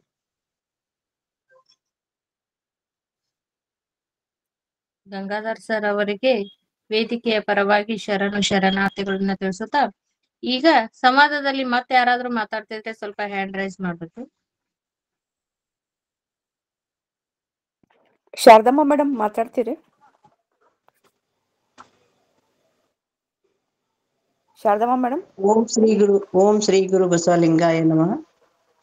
ಇಂದಿನ ಉಪನ್ಯಾಸ ಶಂಕರ್ ಕುಪ್ಪಸ್ತವರು ಎಷ್ಟೊಂದು ಅಧ್ಯಯನಶೀಲರಾಗಿ ಎಷ್ಟೊಂದು ವಿಷಯವನ್ನ ಸಂಗ್ರಹಿಸಿ ಬಹಳ ಚೆನ್ನಾಗಿ ಮಾತಾಡಿದ್ರು. ಆ ಕಾಲ ನಿರ್ಣಯ ಒಂದು ಗೊಂದಲ ಆಯ್ತು. ಅದು ಆ ಗೊಂದಲ ಎಲ್ಲಾ ಇದರಲ್ಲೂ ಇರುವುದೇ. ಒಂದು ಶಾಸನ, ದೇವೂರಿನ ಒಂದು ಬಿಜಾಪುರ ಜಿಲ್ಲೆಯ ದೇವೂರಿನ ಒಂದು ಶಾಸನ. ಆ ಶಾಸನದ ಕಾಲ 1029. ಆ ಶಾಸನದಲ್ಲಿ ಈ ಜಯಸಿಂಹನ ಎರಡನೇ ಜಯಸಿಂಹನ ಹೆಂಡತಿ ಸುಗ್ಗಲೆಯ ಬಗ್ಗೆ ಆ ಶಾಸನದಲ್ಲಿ ಹೇಳಲಾಗಿದೆ. ಅಂದ್ರೆ 1029ರಲ್ಲಿ ಶಾಸನ ಇದೆ ಅಂದ್ರೆ ಅದಕ್ಕಿಂತ ಪೂರ್ವದಲ್ಲಿ ಇರ್ಬೇಕಾದದ್ದು. ಅಂದ್ರ 1018ರಿಂದ 1042 ಜಯಸಿಂಹನ ಕಾಲ ಆಯ್ತು. ಹಾಗೆ ಜಯಸಿಂಹ 5ನೇ ವಿಕ್ರಮಾದಿತ್ಯನ ಕಿರಿಯ ತಮ್ಮ ಅಂತ ಹೇಳ್ತಾರ. ಅವನಿಗೆ ಜಗದೇಕ ಮಲ್ಲ ಅಂತ ಒಂದು ಬಿರುದು ಕೂಡ ಇತ್ತು. ಕೆಲವು ಪುಸ್ತಕದೊಳಗ, ಇತಿಹಾಸದ ಪುಸ್ತಕದೊಳಗ 2ನೇ ಜಯಸಿಂಹನ ಬದಲು ಜಗದೇಕ ಮಲ್ಲಂತೆ ಇದೆ. ಹೀಗಾಗಿ ಬಹಳಷ್ಟು ಈ ಕಾಲ ನಿರ್ಣಯದ ಬಗ್ಗೆ ಬಹಳಷ್ಟು ಗೊಂದಲ ಇದೆ. ಬಸವಣ್ಣನವರ ಕಾಲ ನಿರ್ಣಯ ಕೂಡ ನಾನು ಅದೇ ಹಿಂದಿನ ಒಂದು ಉಪನ್ಯಾಸದಲ್ಲಿ ಹೇಳಿದೆ. ಬಸವಣ್ಣನವರ ಕಾಲ ನಿರ್ಣಯ ಮಾಡ್ರಿ, ಎಲ್ಲಾ ಈ ಅರ್ಜುನವರ ಶಾಸನಗಳನ್ನ ಎಲ್ಲಾ ಶಾಸನಗಳನ್ನ ಮುಂದಿಟ್ಟುಕೊಂಡು ಒಂದು ನಿಖರವಾದ ಕಾಲ ನಿರ್ಣಯ ಮಾಡಿದ್ರೆ ನಮ್ಗೆ ಮುಂದಿನ ಎಲ್ಲಾ ಶರಣರ ಕಾಲ ನಿರ್ಣಯ ನಮ್ಗೆ ಸಿಗ್ತದ ಅನ್ನುವಂತ ದೃಷ್ಟಿಯೊಳಗ ಬಹಳಷ್ಟು ವಿಷಯವನ್ನ ಜಾಲ್ವಾದಿ ಇಡೀ ಒಂದು PhD ಮಹಾಪ್ರಬಂಧವನ್ನ ರೆಫರ್ ಮಾಡಿ ಬರ್ದಾರ. ಮತ್ತೆ ಏನೇ ಬರ್ದ್ರು ಮತ್ತೆ ನಮ್ಗ ಪೌರಾಣಿಕ ಹಿನ್ನೆಲೆಗಳು, ಈ ನೊಸಲಗಣ್ಣು, ತವನಿಧಿ ಅನ್ನುವಂಥವು ಮತ್ತೆ ನಮ್ಮ ಬೆನ್ ಬಿಡುವುದೇ ಇಲ್ಲ. ನೊಸಲಗಣ್ಣು ಇತ್ತು ಅದು ಅಂದ್ರೆ ಅವಕ್ಕ ನಾವ್ ಏನ್ ಈಗಿನ ಇದ್ರೊಳಗ ಅರ್ಥ ಕೊಡ್ಬೇಕು ಅಂತಂದ್ರೆ ಈ ಅರಿವಿನ ಕಣ್ಣು ಅಂತ ನಾವು ಸಾಂಕೇತಿಕವಾಗಿ ಇಟ್ಕೋಬಹುದೇನೋ. ಉರಿಗಣ್ಣಿಗಿಂತ ಅರಿವಿನ ಕಣ್ಣು ಹೆಚ್ಚಿನದು ಅಂತ ಹೇಳ್ತಾರೆ. ಅವರು ಸಿದ್ದಯ್ಯ ಪುರಾಣಿಕರು ಕೂಡ ಪೌರಾಣಿಕ ಹಿನ್ನೆಲೆಯಲ್ಲೇ ಶಂಕರ ದಾಸಿಮಯ್ಯನನ್ನ ದಾಸಿಮಯ್ಯನ ಬಗ್ಗೆ ಕುರಿತು ಬರೆದಿದ್ದಾರೆ. ಅದಕ್ಕೆ ವಸ್ತುನಿಷ್ಠವಾಗಿ ಶಂಕರ ದಾಸಿಮಯ್ಯನವರ ಒಂದು ಚರಿತ್ರೆ ಶಶಿಕಾಂತ್ ಪಟ್ಟಣ್ ಸರ್. ನಾನು ಇಲ್ಲಿ ತನಕನೂ ಶಂಕರ ದಾಸಿಮಯ್ಯ, ದೇವರ ದಾಸಿಮಯ್ಯ, ಜೇಡರ ದಾಸಿಮಯ್ಯ ಅಂತ ಬೇರೆ ಬೇರೆ, ದೇವರ ದಾಸಿಮಯ್ಯ ಜೇಡರ ದಾಸಿಮಯ್ಯನಕ್ಕಿಂತ ಪೂರ್ವದಲ್ಲಿ ಇದ್ದದ್ದು. ಮತ್ತ ಮೃತ್ಯುಂಜಯ ರುಮಾಲೆ ಅವರು ಜೇಡರ ದಾಸಿಮಯ್ಯನಿಗೆ ಬರ್ದಾರ 103 ಜನ ಸಮಕಾಲೀನರು ಅಂತ. ದೇವರ ದಾಸಿಮಯ್ಯ, ಶಂಕರ ದಾಸಿಮಯ್ಯ, ಜೇಡರ ದಾಸಿಮಯ್ಯ 3 ಜನರು ಸಮಕಾಲೀನರು ಅಂತ ಬರೀತಾರೆ. ಹಿಂಗಾಗಿ ವಿದ್ವಾಂಸರೊಳಗ ಗೊಂದಲ ಅದ. ಶಂಕರ್ ಕುಪ್ಪಸ್ತವರು ಗೊಂದಲ ಇರುವುದೇ ಇದು. ನಮ್ಗೆಲ್ಲರಿಗೂ ಈ ಗೊಂದಲವನ್ನ ನಾವು ಎದುರಿಸ್ಲೇಬೇಕಾಗ್ತತಿ ಜನರನ್ನ ಕುರಿತು ಮಾತಾಡುವಾಗ. ಅದಕ್ಕ ಈ ಒಂದು ಗೊಂದಲವನ್ನ ನಾವು ಬಗೆಹರಿಸ್ಕೋಬೇಕು ಅನ್ನುವಂಥದ್ದು. ಮತ್ತೆ ಅಲ್ಲಿ ಇದ್ರೊಳಗ ಯಾವ್ದದು ಕಂದಗಲ್ಲೊಳಗ ಜಡೇಶಂಕರನ ದೇವಸ್ಥಾನ ಎಲ್ಲಿದೆ? ನವಿಲೆ, ರಾಯಚೂರು ಜಿಲ್ಲೆ ಲಿಂಗಸೂರು ತಾಲೂಕು ಕಂದಗಲ್ಲಲ್ಲಿ ಇದೆನೋ ಅಥವಾ ಮತ್ತೆ ಎಲ್ಲಿ ಇದೆ ಅವ್ರದ್ದು ಜಡೇಶಂಕರನ ದೇವಸ್ಥಾನ ಅನ್ನೋದೊಂದು ನಮಗೆ ಕ್ಲಿಯರ್ ಆಗ್ಬೇಕು. ಸರ್ಗೆ ಪರಿಚಯ ಇದ್ರೆ ಹೇಳಿದ್ರೆ ಒಳ್ಳೇದಾಗ್ತೈತಿ. ಆ ಒಂದು ಪಾಯಿಂಟ್ ಜಡೇಶಂಕರ ದೇವಸ್ಥಾನದ ಜೊತೆ ಶಂಕರ ದಾಸಿಮಯ್ಯನ ಒಂದು ಜೀವನ ಥಳಕ್ ಹಾಕೊಂಡಿರೋದ್ರಿಂದ ಅದು ನಮ್ಗೆ ಕ್ಲಿಯರ್ ಆಗ್ಬೇಕು.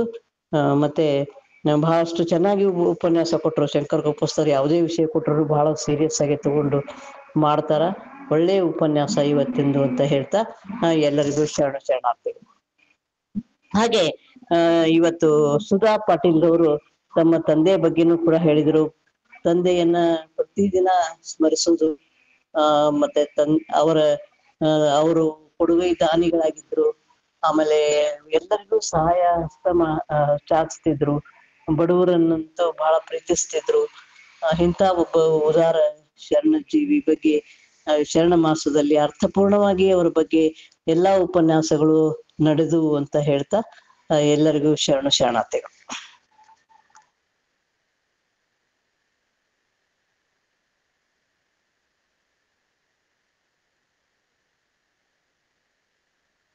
ಅಕ್ಕವ್ರ ಇದು ಶಶಿಕಾಂತ್ ಸರ್ ಹೇಳಿದ್ರಿ ಅದನ್ನ ನವಿಲೆ ಬಗ್ಗೆ, ರಾಯಚೂರು ಡಿಸ್ಟಿಕ್ ಇದ್ದ ಅವ್ರ ಆಗ್ಲೇ ಹೇಳಿದ್ರಿ ಅದ್ರ ಬಗ್ಗೆ. ಅಲ್ಲಿ ಜಡೇಶಂಕರ ಇವ್ರ ದೇವಸ್ಥಾನ ಅದ ಅಂತೇನ್ರಿ? ಅಲ್ಲಿ ಐಕ್ಯವಾದಂತ ಸ್ಥಳ ಹೇಳಿದ್ರ.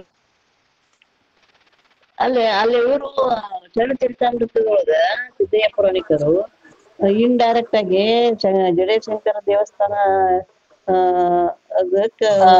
ಅವರ ಅದು ನವಿಲಿಯೊಳಗ ಅವ್ರು ಹೇಳ್ದಂಗ ಶಂಕರ ದಾಸಿಮಯ್ಯ, ಇದು ಕಂದಗಲ್ಲೊಳಗ ಇರ್ತಕ್ಕಂಥ ಜಡೇಶಂಕರ್ಲಿಗೆ ಶಿವದಾಸಿಮಯ್ಯ ಅಂದ್ರ ಅವರ ತಮ್ಮಂದು. ಇವರಿಬ್ರು ಅಣ್ಣ ಶಿವದಾಸರು ಅಣ್ಣ ತಮ್ಮ ರೀ, ಶಂಕರದಾಸಿಮಯ್ಯ ಶಿವದಾಸಿಮಯ್ಯ ಅಣ್ಣ ತಮ್ಮ. ಇದನ್ನ ಅತ್ರಿ ಶಿವಗಳು ತಮ್ಮ ಪದೊಳಗ ಬಳಸ್ಯಾರ, ಮತ್ತು ಸಾಕಷ್ಟು ಶರಣರು ಹೇಳ್ತಾರೆ ಅವರಿಬ್ರು ಬೇರೆ ಬೇರೆ ಅಂತ ತಿಳ್ಕೊಂಡು. ಹಿಂಗಾಗಿ ಶಿವಶಿಂಪಿ ಸಮಾಜ ಶಿವದಾಸಿಮಯ್ಯನ, ಬಣಗಾರ ಸಮಾಜ ಶಂಕರದಾಸಿಮಯ್ಯನ ಗುರುಗಳಾಗಿ ತಗೊಂತಾರೆ. ಆಯ್ತು. ಹನುಮಾಕ್ಷಿ ಮೇಡಮ್ ಮಾತಾಡ್ತೀರಿ? ಹನುಮಾಕ್ಷಿ ಮೇಡಮ್ ಎರಡು ವಿಷಯಗಳ ಕುರಿತು ಪ್ರಸ್ತಾಪ ಮಾಡ್ಬೇಕು ಅಂತ ನಾನು ಅನ್ಕೊಂಡಿರೋದು. ಒಂದು, ಇವತ್ತಿನ ಉಪನ್ಯಾಸದೊಳಗ ದೇವರ ದಾಸಿಮಯ್ಯ, ದೇವೂರ ದಾಸಿಮಯ್ಯ, ಜೇಡರ ದಾಸಿಮಯ್ಯ ಮತ್ತು ಶಂಕರ ದಾಸಿಮಯ್ಯ, ಇವು ಮೂರನ್ನು ಸೇರಿಸಿ ಅವ್ರು ಹೇಳ್ತಾ ಹೋದ್ರು. ಹಾಗಾಗಿ ಒಂದರ್ಥದೊಳಗೆ ಇದು ಬಹಳಷ್ಟು ಗೊಂದಲಗಳನ್ನು ಉಂಟು ಮಾಡಿತು ಅಂತ ನನ್ಗನ್ನಿಸ್ತು. ದೇವರ ದಾಸಿಮಯ್ಯನ ಕಾಲ, ಇಮ್ಮಡಿ ಜಯಸಿಂಹನ ಕಾಲ. ಅವ್ರು ಹೇಳಿದ ಹಾಗೆ ಶಂಕರ ದಾಸಿಮಯ್ಯನು ಅದೇ ಕಾಲಕ್ಕೆ ತಗೊಂಡೋದ್ರು. ಜೇಡ ದಾಸಿಮಯ್ಯ ಮತ್ತು ಶಂಕರ ದಾಸಿಮಯ್ಯ ಬಸವಣ್ಣನವರ ಸಮಕಾಲೀನರಾಗಿ ಬರೋದ್ರಿಂದ ಇವರ ಕಾಲವೇ ಬೇರೆ, ದೇವರ ದಾಸಿಮಯ್ಯನ ಕಾಲವೇ ಬೇರೆ. ದೇವರ ದಾಸಿಮಯ್ಯನ ಘಟಸರ್ಪ ಪವಾಡ ಏನ್ ಮೆರಿತಾನೆ, ಸುಗ್ಗಲೆಗೆಯನ್ನು ದೀಕ್ಷೆ ಕೊಡ್ತಾನೆ ಇತ್ಯಾದಿ ಆದಂತ ವಿಷಯಗಳಿಂದ ಅದನ್ನು ಕೂಡ ಇಲ್ಲಿ ಸೇರಿಸ್ತಿದ್ರು. ದುಗ್ಗಳೆ ಹೆಂಡತಿ ಆಗಿದ್ರು, ಅಲ್ಲಿ ಶಿವದಾಸಿ ಅನ್ನುವಂಥದ್ದು ಅದು ಶಂಕರ ದಾಸಿಮಯ್ಯನ ಹೆಂಡತಿ ಹೆಸರು. ದುಗ್ಗಳೆ ಅನ್ನುವ ಹೆಸರು ಜೇಡರ ದಾಸಿಮಯ್ಯನ ಕ್ಷಮಿಸಿ ದೇವರ ದಾಸಿಮಯ್ಯನ ಹೆಂಡತಿ ಹೆಸರು. ಈ ರೀತಿ ಒಂದ್ ರೀತಿ ಕನ್ಫ್ಯೂಷನ್ ಬಹಳಷ್ಟು ಕ್ರಿಯೇಟ್ ಮಾಡಿದ್ರು ಅಂತ ನನ್ಗನ್ನಿಸ್ತು. ಅದು ಸ್ಪಷ್ಟವಾಗಿದ್ರೆ ಇನ್ನೂ ಉಚಿತ ಆಗ್ತಿತ್ತು, ಎಲ್ರಿಗೂ ಈ ಮೂರು ಜನ ಬೇರೆ ಬೇರೆ ತಿಳಿತಿತ್ತು ಅಂತ ಅನ್ನಿಸ್ತದೆ. ಒಂದು. ಎರಡನೇದಾಗಿ ಅವರು ಕಲ್ಯಾಣಕ್ಕೆ ಹೋಗುವಂತಹ ಸಂದರ್ಭದೊಳಗೆ ಪಿಂಬೇರ ಅಂತಕ್ಕಂಥ ಒಂದು ಊರಿನ ಹೆಸರನ್ನ ಅವ್ರು ಹೇಳಿದ್ರು. ಈ ಪಿಂಬೇರ ಯಾವುದು ಅಂತ ಅನ್ನೋದ್ರ ಬಗ್ಗೆಯೂ ಕೂಡ ಸಂಶೋಧಕರಲ್ಲಿ ಸಾಕಷ್ಟು ವಿವರಣೆಗಳು ಇದುವರೆಗೂ ಬಂದಿವೆ.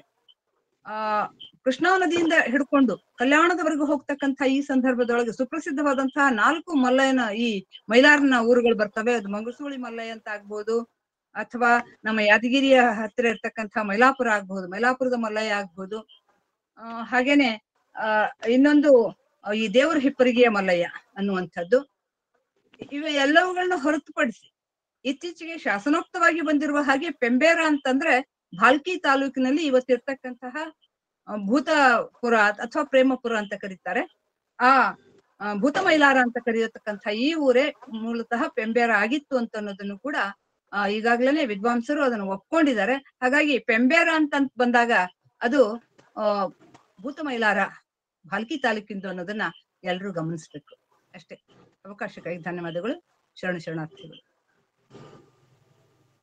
ಧನ್ಯವಾದಗಳು ಗೋಗಿ ಮೇಡಮ್ ಅವ್ರಿಗೆ. ಈಗ ಶ್ರೀಶೈಲ್ ಐನಾಪುರ್ ಸರ್ ಅವರು ಒಂದಿಷ್ಟು ವಿಚಾರಗಳನ್ನ ಹಂಚಿಕೊಳ್ಬೇಕು. ಎಲ್ರಿಗೂ ಶರಣಾರ್ಥಿಗಳು. ಈ ವೇದಿಕೆಯ ಒಂದು ಅದ್ಭುತನೇ ಇದು.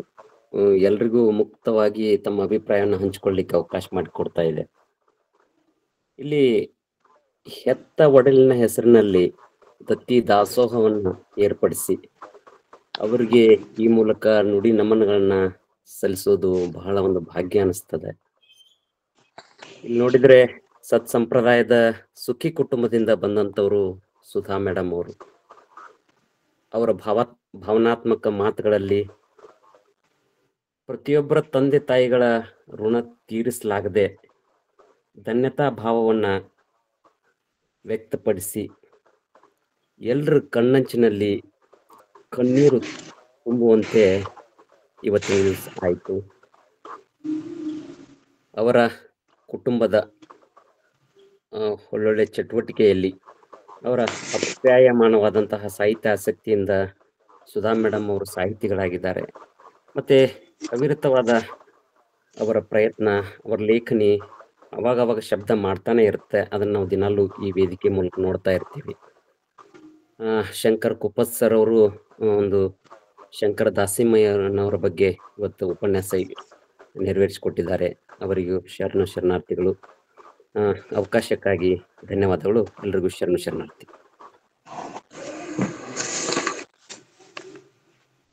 ಐನಾಪುರ್ ಸರ್ ಅವರಿಗೆ ವೇದಿಕೆಯ ಪರವಾಗಿ ತುಂಬು ಹೃದಯದ ಧನ್ಯವಾದಗಳು. ಮತ್ತೆ ಯಾರಾದ್ರೂ ಸಂವಾದದಲ್ಲಿ ಪಾಲ್ಗೊಳ್ತೀರಾ ಮೇಡಮ್? ಜಗದೇವಿ ಗಾಂಡ್ರ ಅಂತ ಹೇಳಿ 1-2 ಮಾತಾಡ್ತೀನಿ. ಮಾತಾಡಿ ಮೇಡಮ್.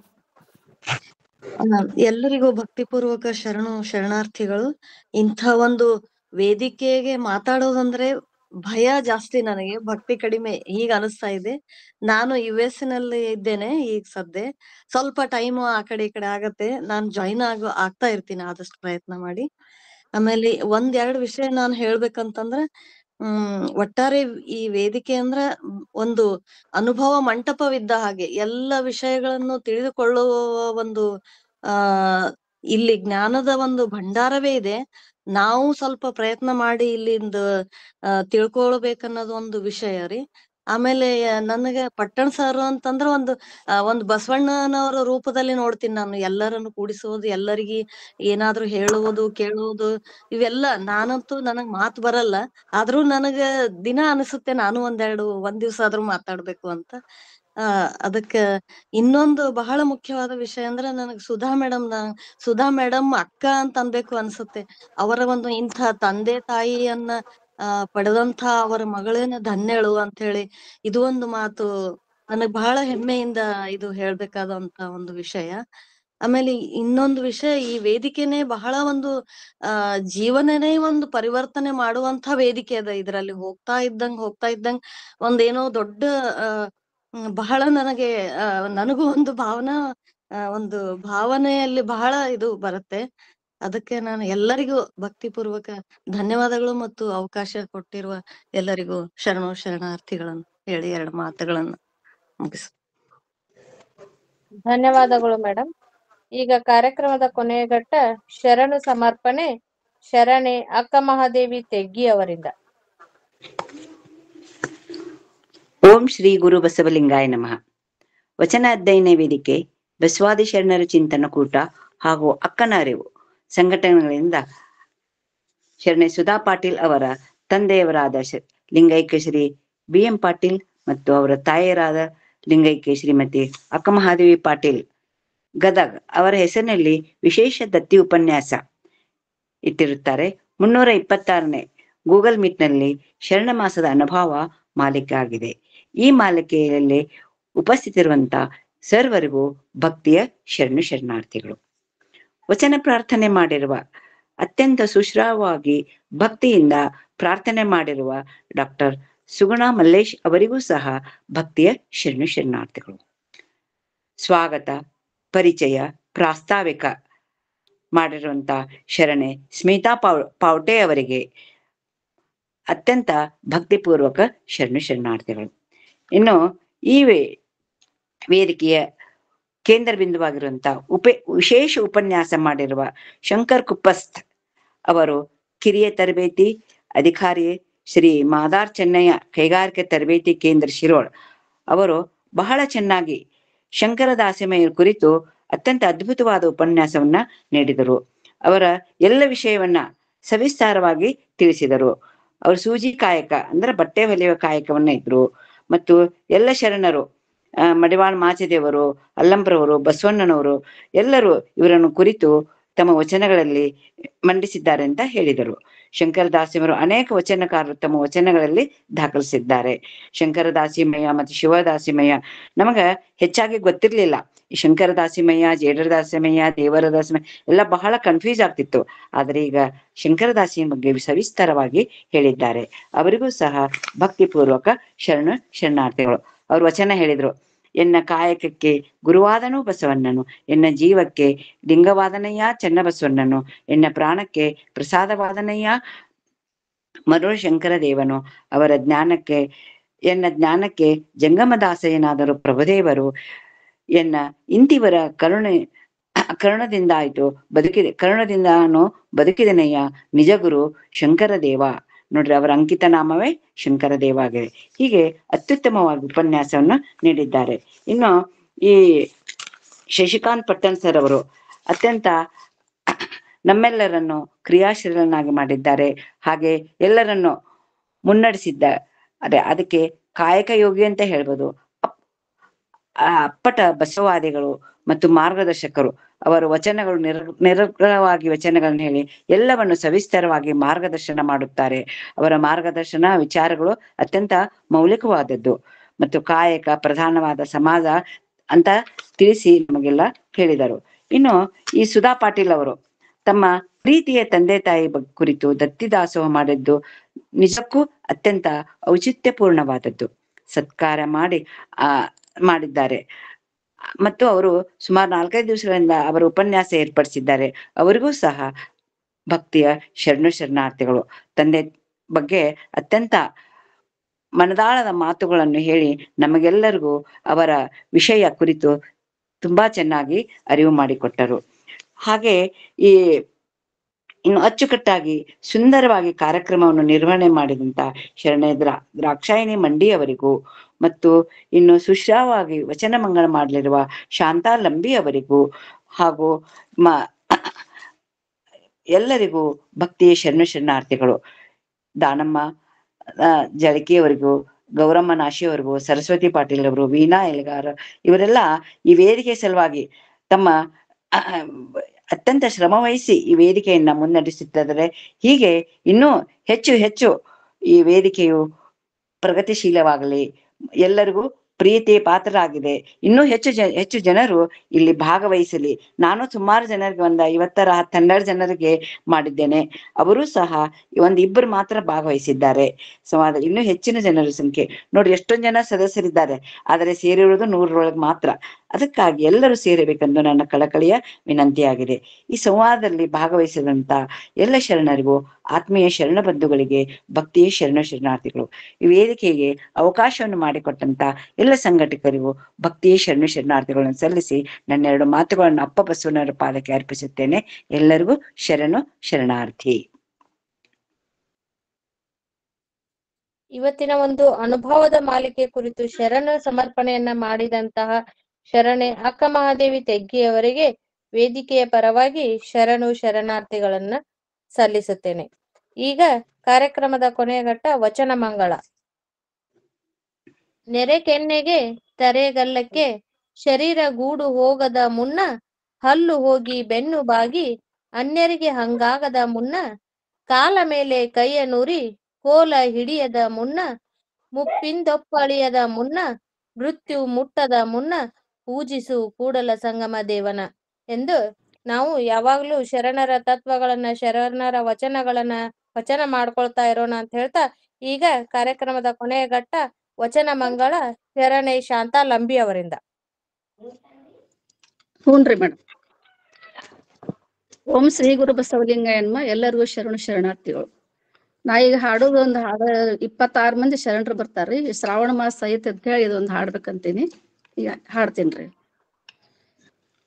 ಜಯ ಜಯ ಬಸವೇಶ ಹರ ಹರ ಮಹಾದೇವಾ, ಜಯ ಜಯ ಬಸವೇಶ ಹರ ಹರ ಮಹಾದೇವಾ, ಶರಣರ ನೆನೆದು ಭಜನೆ ಮಾಡೋಣ, ಭಾವ ತುಂಬಿ ಹಾಡುತ್ತ ಭವವನ್ನು ಗೆಲ್ಲೋಣ, ಶರಣರ ನೆನೆದು ಭಜನೆ ಮಾಡೋಣ, ಕಲ್ಯಾಣ ಪುರುಷ